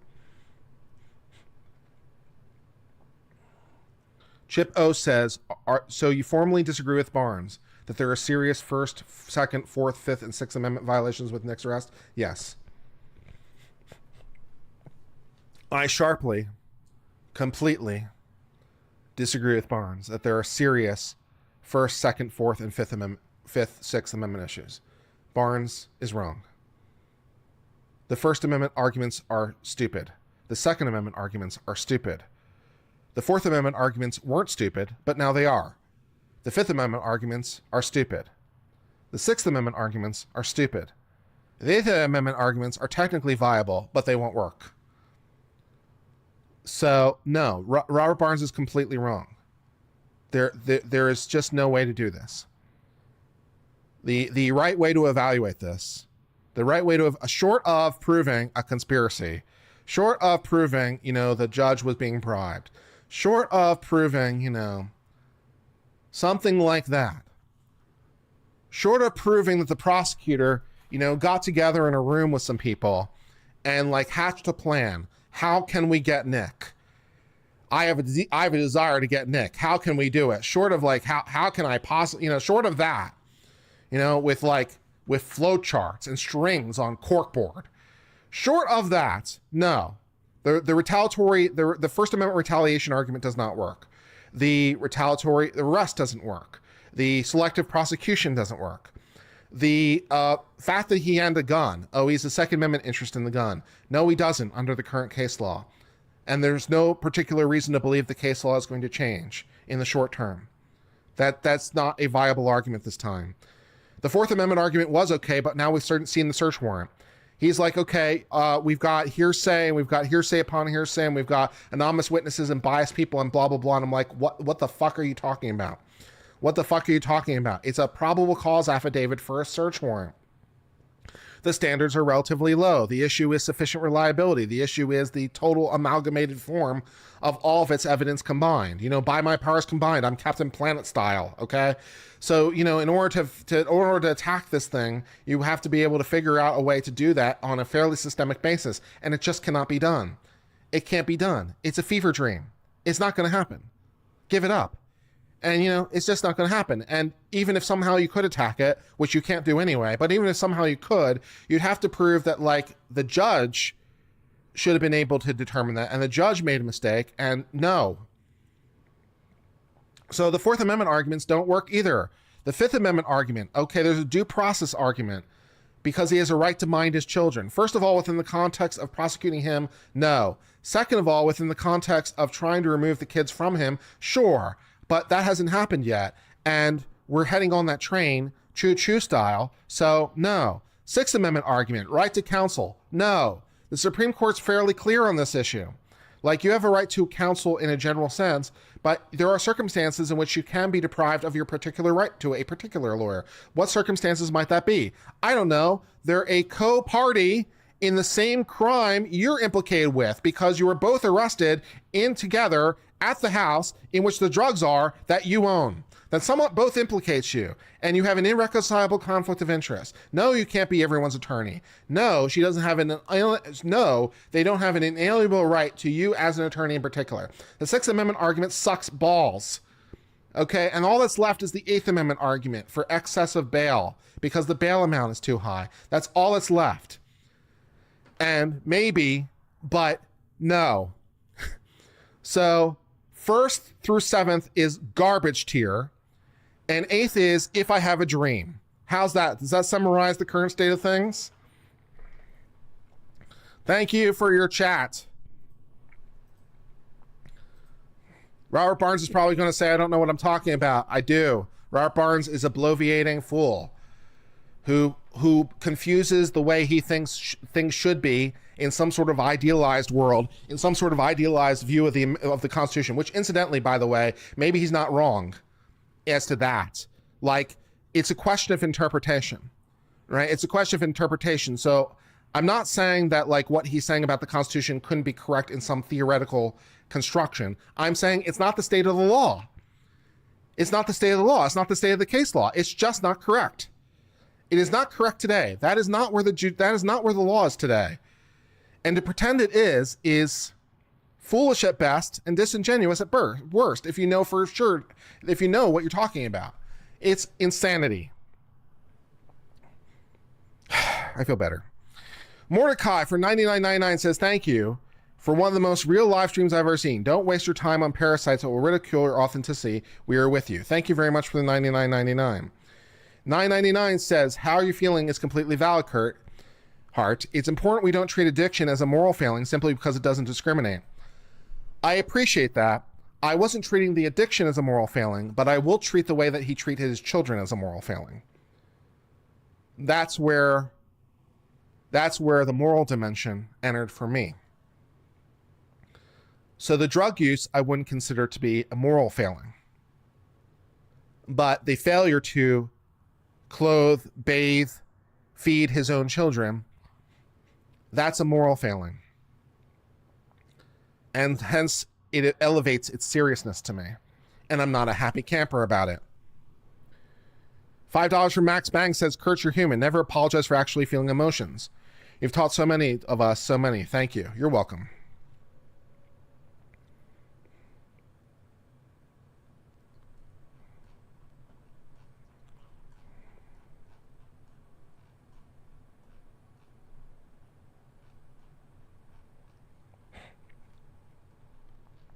$2 from Marie Z, rescuing the joke, putting a smile on my heart. I appreciate it. Marie Z for $2 says the affiant knows what he orders at Denny's. Respect. Thank you.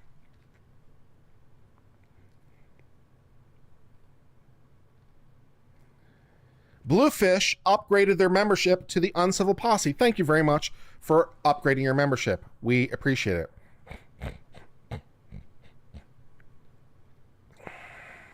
Yeah, the Second Amendment argument's hopeful, but you have to overturn a lot of law to get there. Yeah, the courts are not ready to go there. They're not ready to go there at this time. And no, this is not, no. Bev D for $5 says, as someone who's had a dubious relationship with alcohol, you did nothing wrong. In the end, it was my choice to drink, not my friend's. Same with Nick. Thank you very much.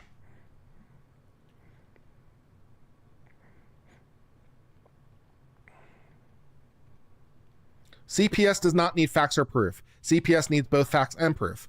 CPS is not some magical we get to search your house button. That is not how that works. CPS needs both facts and proof. To remove someone's kids from their custody requires proof at the clear and convincing level. In case you care, it's not beyond a reasonable doubt. It's clear and convincing. But yes, they require. There's not. I heard a report about a kids. It's not some sort of magical exception to the Fourth Amendment. That is not a thing. Michelle F says for $50, do you think you'd be better off being contrite, getting rehab, and pleading out? Also, Barnes just wants to link Big Story to his interests. I assume he's going to plead out at some point. I mean, that's a pretty safe assumption in any case, because something like 90, depending on the jurisdiction, 90% of cases do. You know, 90, I think that's right. 90% of cases plead out. And I would imagine a plea is very likely. But a plea is probably nowhere in our immediate future. Not for at least a reason. The government still has to test the drugs. And if it somehow turns out, so somehow there's some sort of lab error, somehow the drugs are tainted, or somehow the lab thing goes wrong, or somehow something like that, that would be great. Somehow magically that happens would be nice. But I don't exactly have high confidence. But yeah, the state's not going to make a plea until they understand what the hell is going on. And probably CPS does some investigations too on their end, I would imagine, and further things. So yes, a plea is probably advisable, but a plea is not available at this time. And depending on what the evaluation of the drugs at the labs shows, things could get worse. So, yeah. Page CM from 499 says the drugs are secondary to the care of the children. That's what's heartbreaking. Actively seeking drugs over parenting, then the drugs took over. Preach.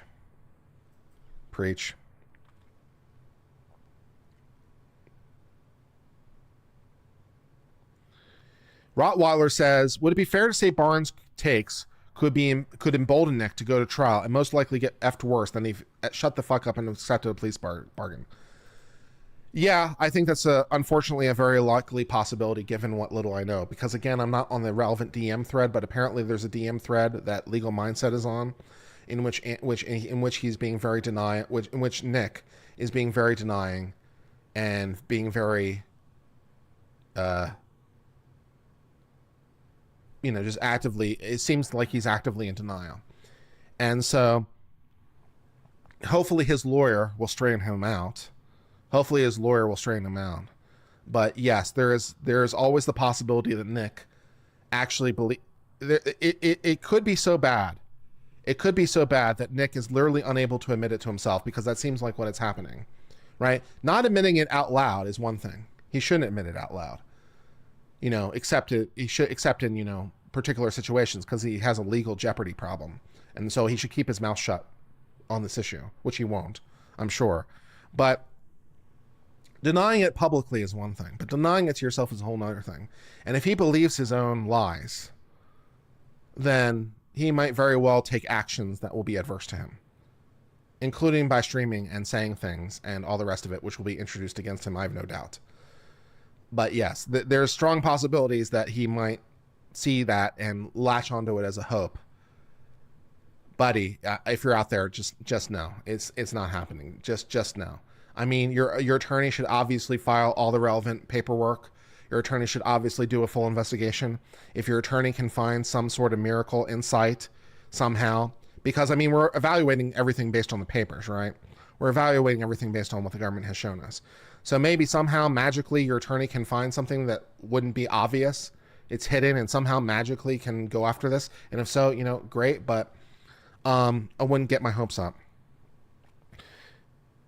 Pepe for 1976 for SEK 100 says, my ethics say substance abusers should get help, not be punished. Ethics and the law are very different, and the law is about getting right, not being right. Fair enough. I take no particular position on what should happen to drug users. That's not my domain. My domain is law. My domain says he's in a lot of trouble.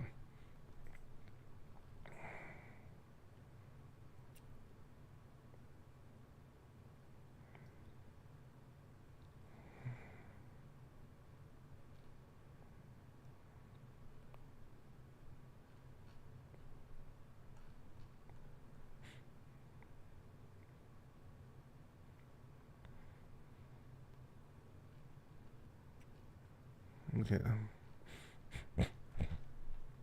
I hate it when I'm scrolling the chat, because then it kind of resets every once in a while and I have to go back to where I was. It's kind of a pain in the ass.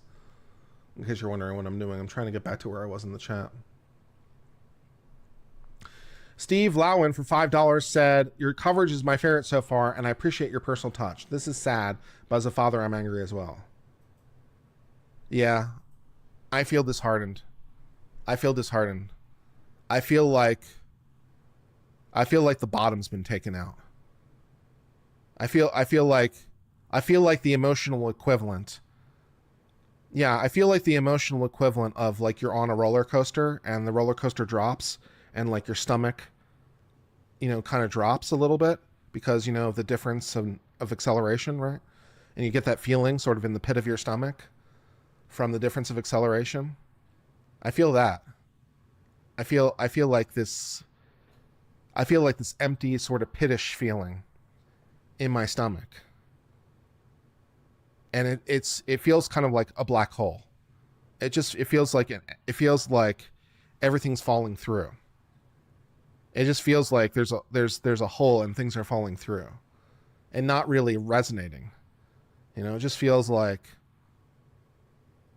I don't know. It hurts. It hurts.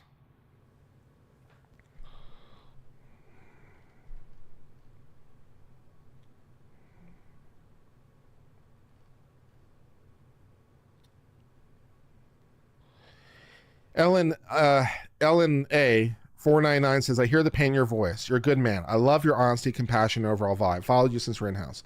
You're welcome.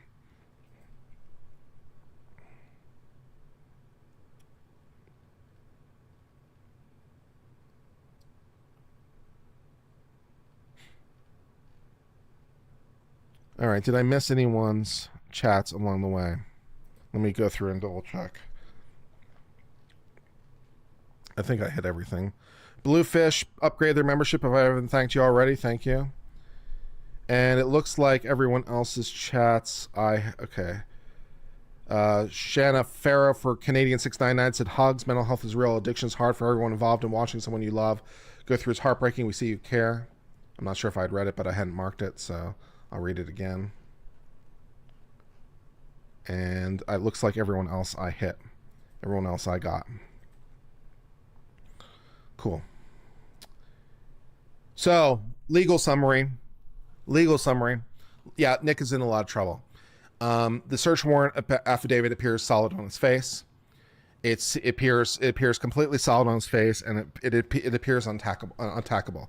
I can find no basis based on the surface in which to attack either the search warrant application or the resulting arrest warrant probable cause. I can find no basis on a surface level to attack either. They look facially sound. They are on their face sound. They are on their face correct. So again, unless we can somehow magically find some sort of hidden detail by some sort of investigation by the defense lawyer, nothing works. Nothing works. First Amendment doesn't work. Second Amendment doesn't work. Fourth Amendment doesn't work. Fifth Amendment doesn't work. Sixth Amendment doesn't work. And Eighth Amendment won't work. So it's all what it is. Oh, I see that Legal Mindsets chat is finally joining me. It's taking you guys a long time to get here. So I guess I'll summarize for those of you who are joining me. We'll wait for those guys to join me, and I'll just give a summary again because we were just about wrapping up, and we can discuss it again. We'll just give a second for them to come. Thank you for coming, by the way. Thank you, Jen Decker, for upgrading your membership. Thank you, Camelot, for being here. I appreciate that. LM sent you. I thank you very much for those of you who are coming along. Yeah. Legal Mindset. Thank you, Raid. Thank you, Legal Mindset, for the raid. Do appreciate it. Thank you very much. A little late, but we do appreciate it when it happens. You're a good guy. Yeah, I love you, bro, but didn't expect this much attention. Yeah, well, I was like, oh, I got to go live at some point, so I just picked one. So appreciate that. You're fine. You're fine, man. So yeah, legal summary is that Nick is in a lot of trouble. The legal summary is that the search warrant application appears facially correct. It appears on its face valid. None of the arguments really work. If you're trying really, really hard and you want to do the maximum copium approach, you could try to attack pieces of it, but it just doesn't matter in the end. Because when you come to a search warrant, the issue you're trying to find is probable cause. The issue isn't any one piece of evidence, because any one piece of evidence may not be sufficient. The issue is the evidence in their accumulated form. So, like, for example, as we sort of discussed, one of the pieces of evidence was a video of Nick going to the bathroom and then coming back with a white substance on his nose. Is that piece of evidence sufficient in and of itself? No, I would say it's not. Because what is that white substance? It could be anything. It could be nothing. It could be a camera trick. It could be a lot of things, right? So it's not sufficient evidence of anything, let alone illegal behavior, right? So that piece of evidence by itself is nothing. But the problem is that you have lots of pieces of evidence and they all buttress each other. They all support each other. And no one piece of evidence standing alone may do it, but the evidence you do have buttresses, reinforces, and makes situations more likely. And again, all you're trying to reach is this probable cause standard. You're trying to reach probable cause, which on a legal standard is incredibly low. It's like a 1 out of 10. Where if you need like 9.5 to convict, if that's the end of the road, it's like 9.5 to convict. Probable cause is something like 1. It's not very much. It's just some indicia that says that this person has committed a crime. And you have that. And you have it based on your accumulated form. And then you have issues like, for example, you do have hearsay, and you have hearsay upon hearsay, but for the purposes of a probable cause affidavit, that's not a problem. Because the rules against hearsay are trial rules. The reason the rules exist is because you're trying to reach a certain level of confidence, right? So every step of the proceeding you move along, you have to have more and more confidence. And the evidence you need at every stage of the proceedings has to become more and more solid. So at earlier stages of the proceeding, the evidence doesn't need to be as reliable because the standard you're trying to hit isn't as reliable. You're only trying to get to 1 out of 10. So like 1 out of 10 evidence is sufficient because they're on a match, right? So you do have hearsay here, and you even have hearsay upon hearsay, right? The reporter, according to the thing, the reporter said, the teacher said to him that the kids said to him that they were being neglected, right? Reporter says, teacher says, children says. Okay, so that's a couple levels of hearsay, Is that okay? Yes, I think it's fine, because because the question is it sufficiently reliable? Is there enough indicia of reliability? Well, who's making the initial report? The pastor. Is he a reasonable guy? Does he seem like a credible guy? Yeah, he seems like a credible guy. Who's he hearing the report from? Oh, a teacher at the thing that he knows personally. Oh, is that a reasonable person? That seems like a reasonable person.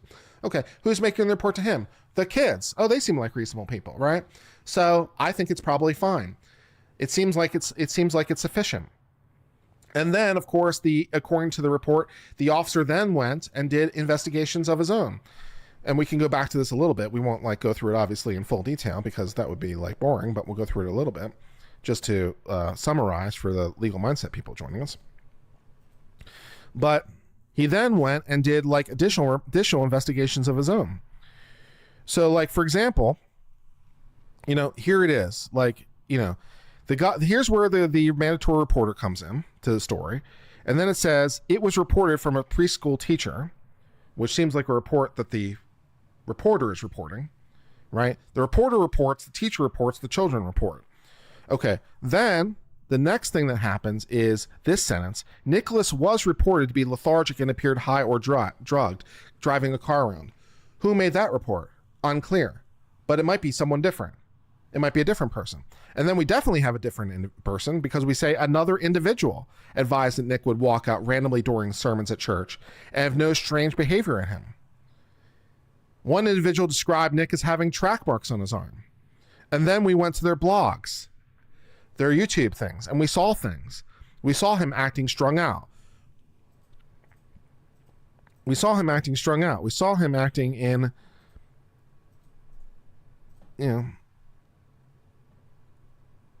we saw him acting in strange ways. And then we have the video, and this guy is an expert. And so he says, well, my expertise is I see him at his home. This is his basement. And he uses the restroom. I apologize, that's the wrong one. It makes it totally opaque. That's not helpful at all.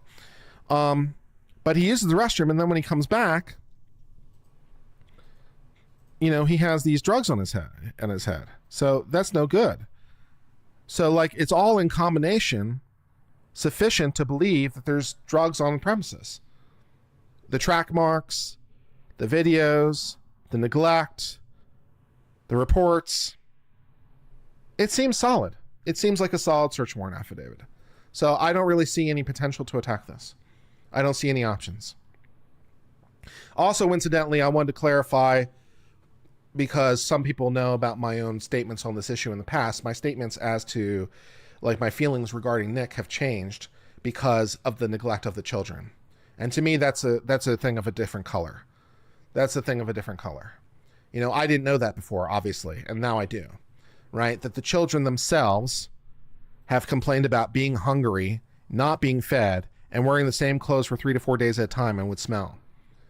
That's more of a moral failing, because he's failed to take care of his kids. He has neglected his kids. And although that was not the charge initially, the charge initially was merely the kids were present at a place in which drugs also were present.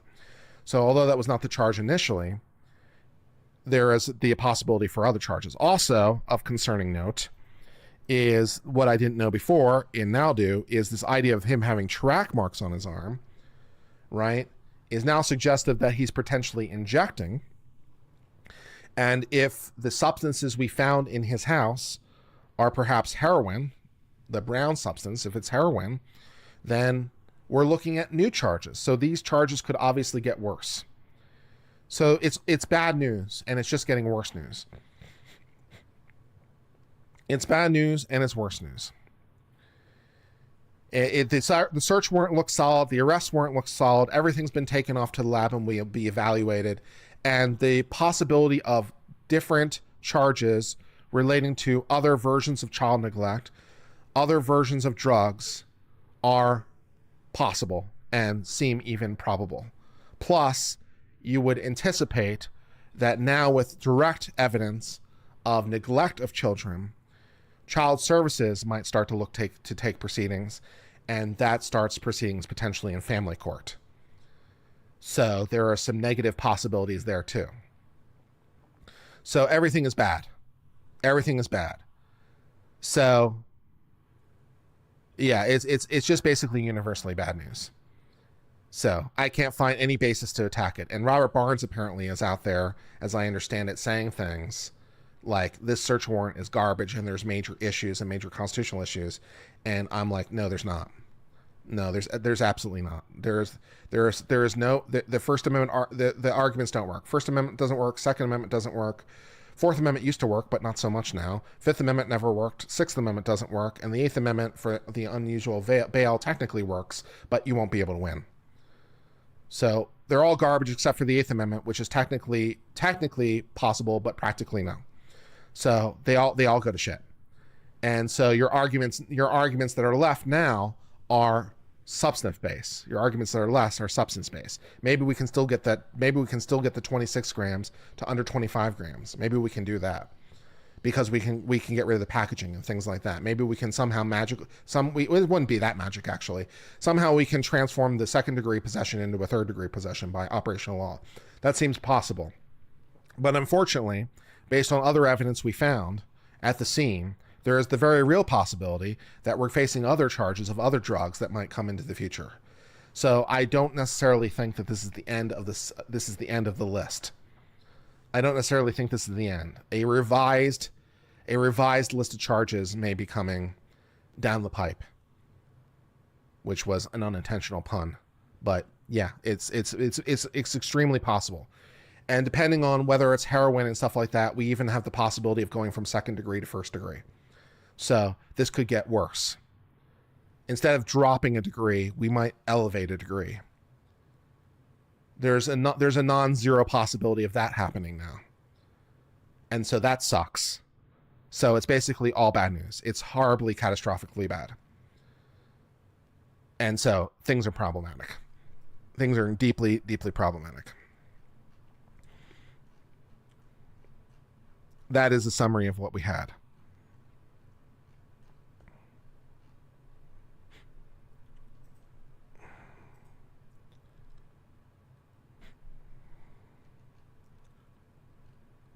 Jin Decker upgraded their membership to Devil's Advocate. Jin Decker has been a member or gifted 5 gift memberships.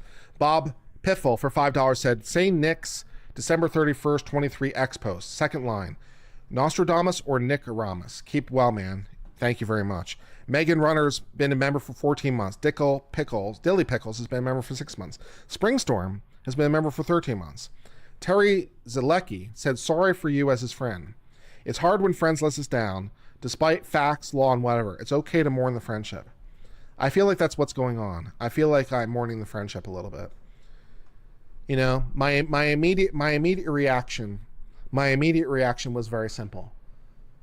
My immediate reaction was very simple, which I admitted to basically at the time. I even said repeatedly that my feelings were not like necessarily correct.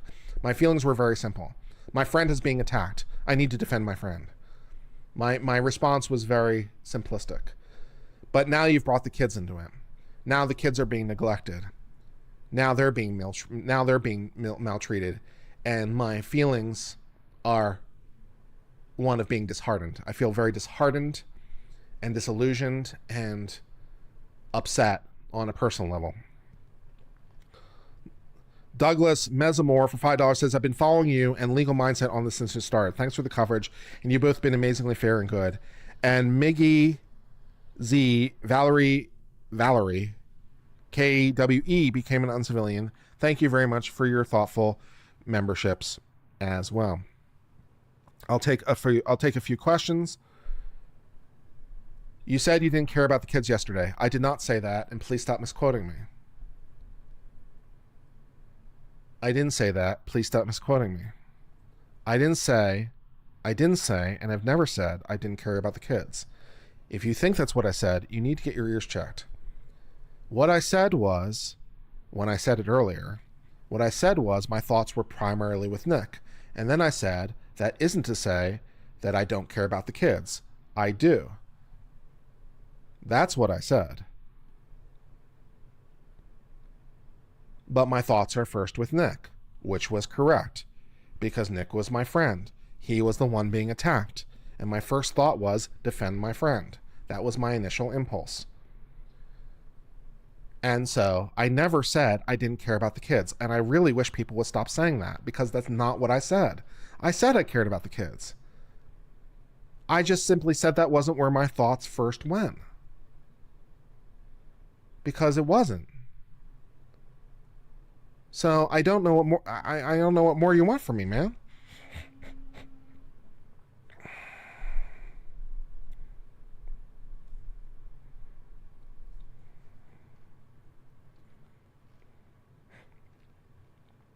I've seen people put things in quote marks.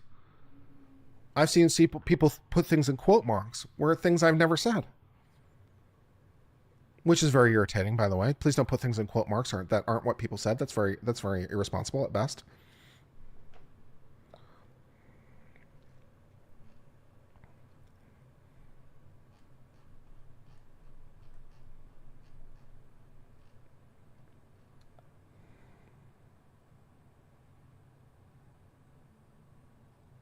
Does it mean Barnes uses legal authority to mislead people?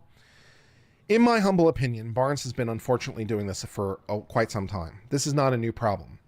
This has been a problem basically as long as I've known Barnes, which I've never really known him well. I think we've been on stream together like 2 or 3 times and never like had a relationship of any kind. But my experience with Barnes has this very unfortunate tendency where he'll express things with absolute and total confidence, even if they're not compatible with, and sometimes directly against, the current state of the law. This is not a new problem for Barnes. I know some people have been speculating that this might be due to Barnes having a contract with Rumble and Nick having a contract with Rumble and him doing this because of contractual reasons. That is certainly a potential motivation, but for my money, this is much more consistent with Barnes' behavior as a whole. He has a tendency to just say things with absolute total truth, like they're black letter law, even when they're decidedly not. He makes no distinguishment in his public presentation. He makes no distinguishment between what he thinks the law should be in some sort of idealized sense and the current state of the law. He doesn't distinguish between the two, or at least he doesn't represent the distinction between the two. So I can't speak to how good he is I cannot speak to how good he is as a trial lawyer. That's a different skill. I cannot speak to how good he is as a trial lawyer, but he is not a good legal educator. He is not a good legal educator. He is blatantly, manifestly incorrect frequently. So, yeah. And Barnes is apparently out there right now, for example, saying, like, this search warrant is clearly invalid. You know, look at the hearsay and look at the anonymous reports and look at this and look at this. I'm like, that's just not correct, man. That's just not correct. That's wrong. That's wrong.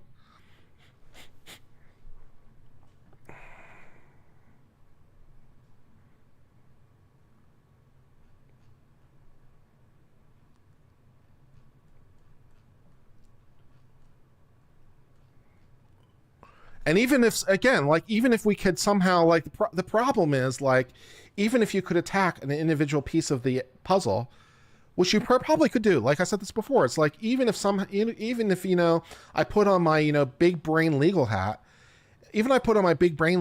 and start to think of ways to attack the warrant, it just doesn't matter. Because even if I can somehow I can make pieces of it disappear, which if I'm really, really trying, maybe, although even then I'm not sure. But even if I somehow could, I can't make enough pieces to disappear to matter, because there's just too many pieces in the puzzle. And I'm only trying to get up to a 1 out of 10 standard. I'm not trying to get to a beyond a reasonable doubt standard. I'm not trying to prove it to a moral certainty. I'm trying to prove there's some evidence that indicates this guy has committed a crime. And I'm like, okay, that's pretty low. I think I can get there, guys. I don't think I can attack enough pieces of the puzzle for it to matter. So, yeah, okay. But, hey, if Nick's lawyer, short of somehow some hidden piece of the puzzle, being unknown to us, because I only said it was facially valid. I only said it was valid on its face. So somehow there being some hidden information that somehow allows his attorney to attack the warrant, but good luck with that plan.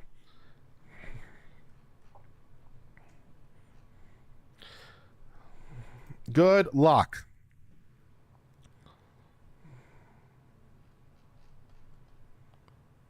Douglas Messamore says, I've been following you in the legal mindset on this since the start. Thanks for the coverage. And you've both been amazingly fair and good. You're welcome. Mig Izzy became an uncivilian. Thank you. Addie's Realty. Addie's here. Thank you, Addie, for joining us. Addie was a longtime mod over on Law and Crime. So I have a place in my heart for Addie because she did not mod me out of existence when sometimes I was, when I was doing my thing over there in Law and Crime World. So she didn't mod me out of existence, and so she has a warm place in my heart. Thank you, Addie, for being here, and I'm sorry for the way they treated you. You didn't deserve that. You're awesome. DL499 says, don't misquote Kurt. Kurt has always said he cares for the children. I know, really. Ava says, do you think he'll get a plea deal? I think so. Yeah, I imagine there will be a plea deal. How attractive that deal will be, who knows? There's still always the hope of some sort of diversion program. There's always the hope of some sort of drug court.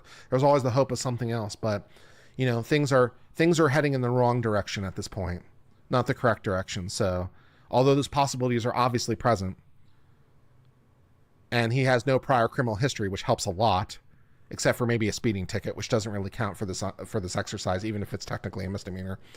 But yeah, so since he has no criminal history and has led a relatively, up to this moment, legally sound life, that helps a lot. So there's still some possibility that this could disappear in the sense of finding some alternative resolution.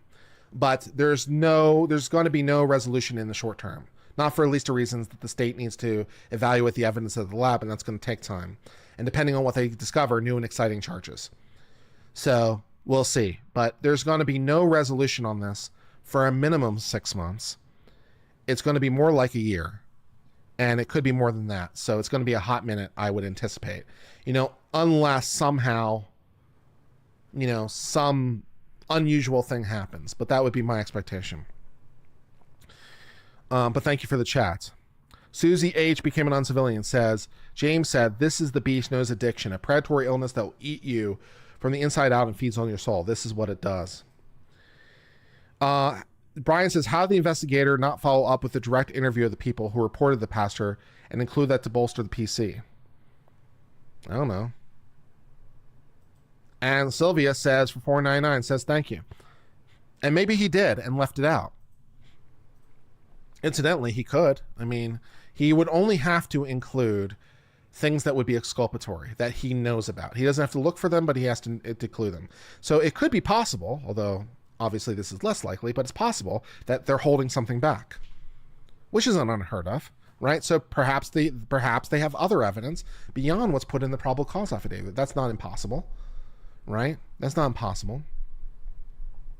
For example, although I obviously have no basis to believe this is true, but there had been a rumor at one point that there might have been some sort of controlled sale. And maybe that isn't in there, and they're holding that back for whatever reason. So it's possible the government has evidence beyond what they've revealed at this time. Have I commented on what the impacts of his license may be? I would imagine it depends, obviously, where this thing winds up. Given what I know right this second, I would imagine low consequences to his license. But it's hard to tell for sure.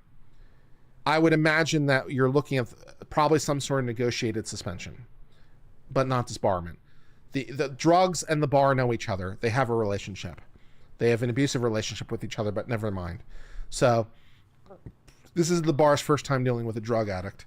So if the bar takes action, I would imagine the resolution is some sort of suspension, and probably that would also require him to undergo some sort of treatment regimen, whatever that would be. I would guess would be my working contention. 499 says, as headstrong as Nick can be, can you believe he would take a plea if offered? Sure, because I think he can see the writing on the wall as well as anyone. Maggie became an uncivilian. Thank you very much. Or I hope he can. Chuck in Tennessee has been a member for 18 months.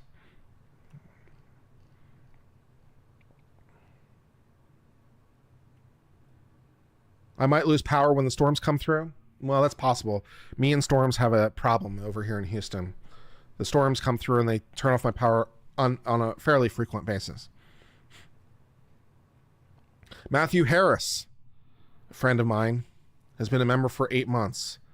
Matt is also an attorney. Matt, how screwed is Nick? Do you see any possibilities that I've missed? I trust Matt. Matt's a good attorney. Matt, do you see anything I've missed? Do you see any legal attacks that are possible or realistic on like any level for either the search warrant or the arrest warrant? Do you see anything that makes any sense? Or do you agree with me that things are basically, yeah, you're toast? I'll wait to see if Matt comments, because I'm yeah. I need to get myself an uninterruptible power system. Anyone have any recommendations for a decent UPS so that my power doesn't like flicker on my computer all the time? What's a good uninterruptible power system I should get for my computer? Anyone have any good recommendations? Please let me know.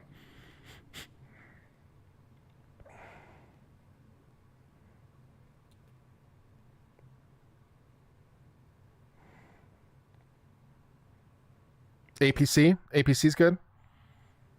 Okay, APC is the gold standard. All right, cool. I'll get APC. Thanks. I need to get myself one of those. Maybe I'll go to Micro Center and get one.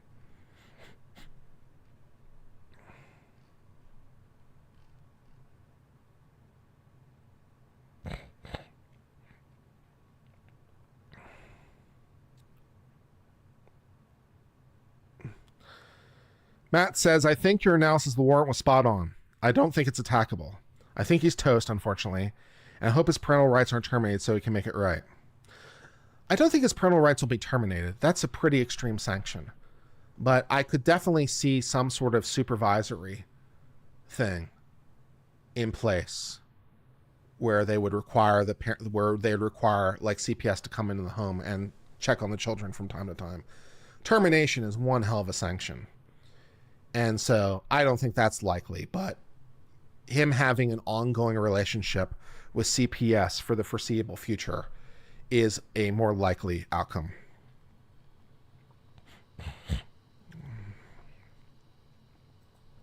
Get one with true sine wave output and line conditioning.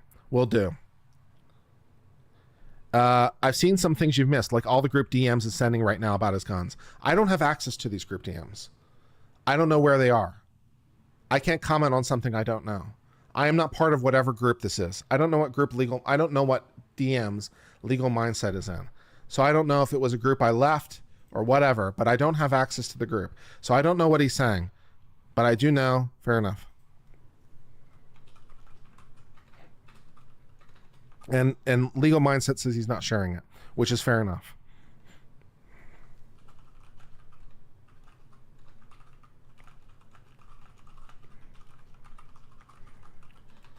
So I don't have access to it, so I can't comment on it.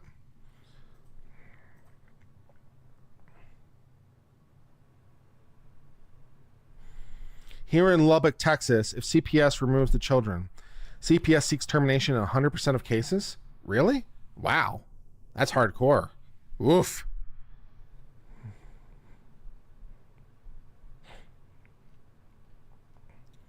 So I don't know what Nick is saying privately because I'm not access to that group. So I don't know what it is, and unless someone somehow shares it with me, I can't comment on it. So I can't comment on things I don't know.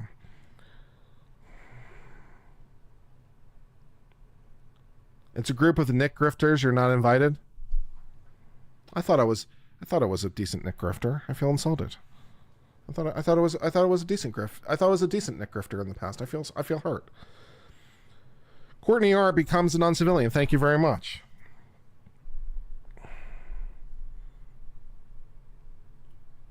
You never mention his wife? Why would I? I mean, I wouldn't talk about her because why would I? That's odd.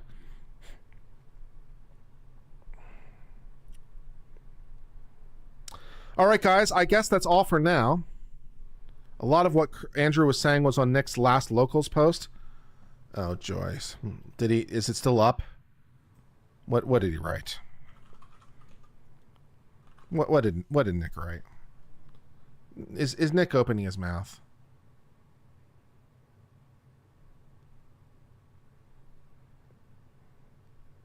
What stupid thing has Nick done?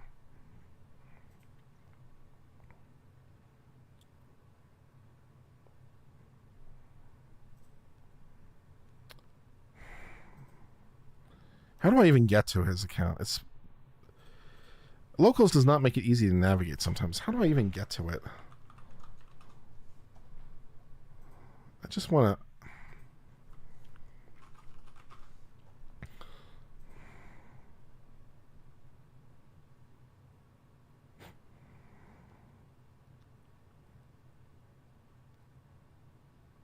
I don't see where he said anything about his guns on Locals. He said stories are always more complex than itself. Life is always more complex than it looks. He doesn't talk about his guns on Locals. So again, I can't comment about things I don't see. So yeah. It's in the group chat, but I don't have access to the group chat. Oh, you mean the live chat? It's in there?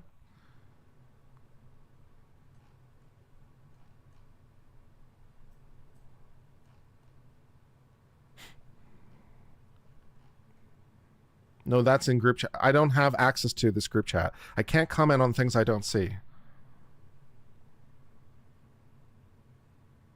I don't know what group chat you're talking about. I can't comment on things I can't see.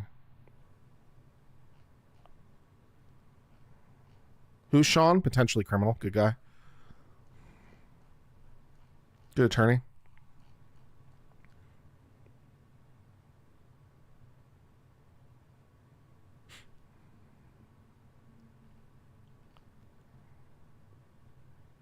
All right, well, I guess I'm going to sign off for now. The mindset one? It's in the mindset chat? Well, I should have access to his chat too. I'm a member of his. Oh, you mean the mindset group chat? I mean, if it's, I don't know. I can't comment on something I don't know.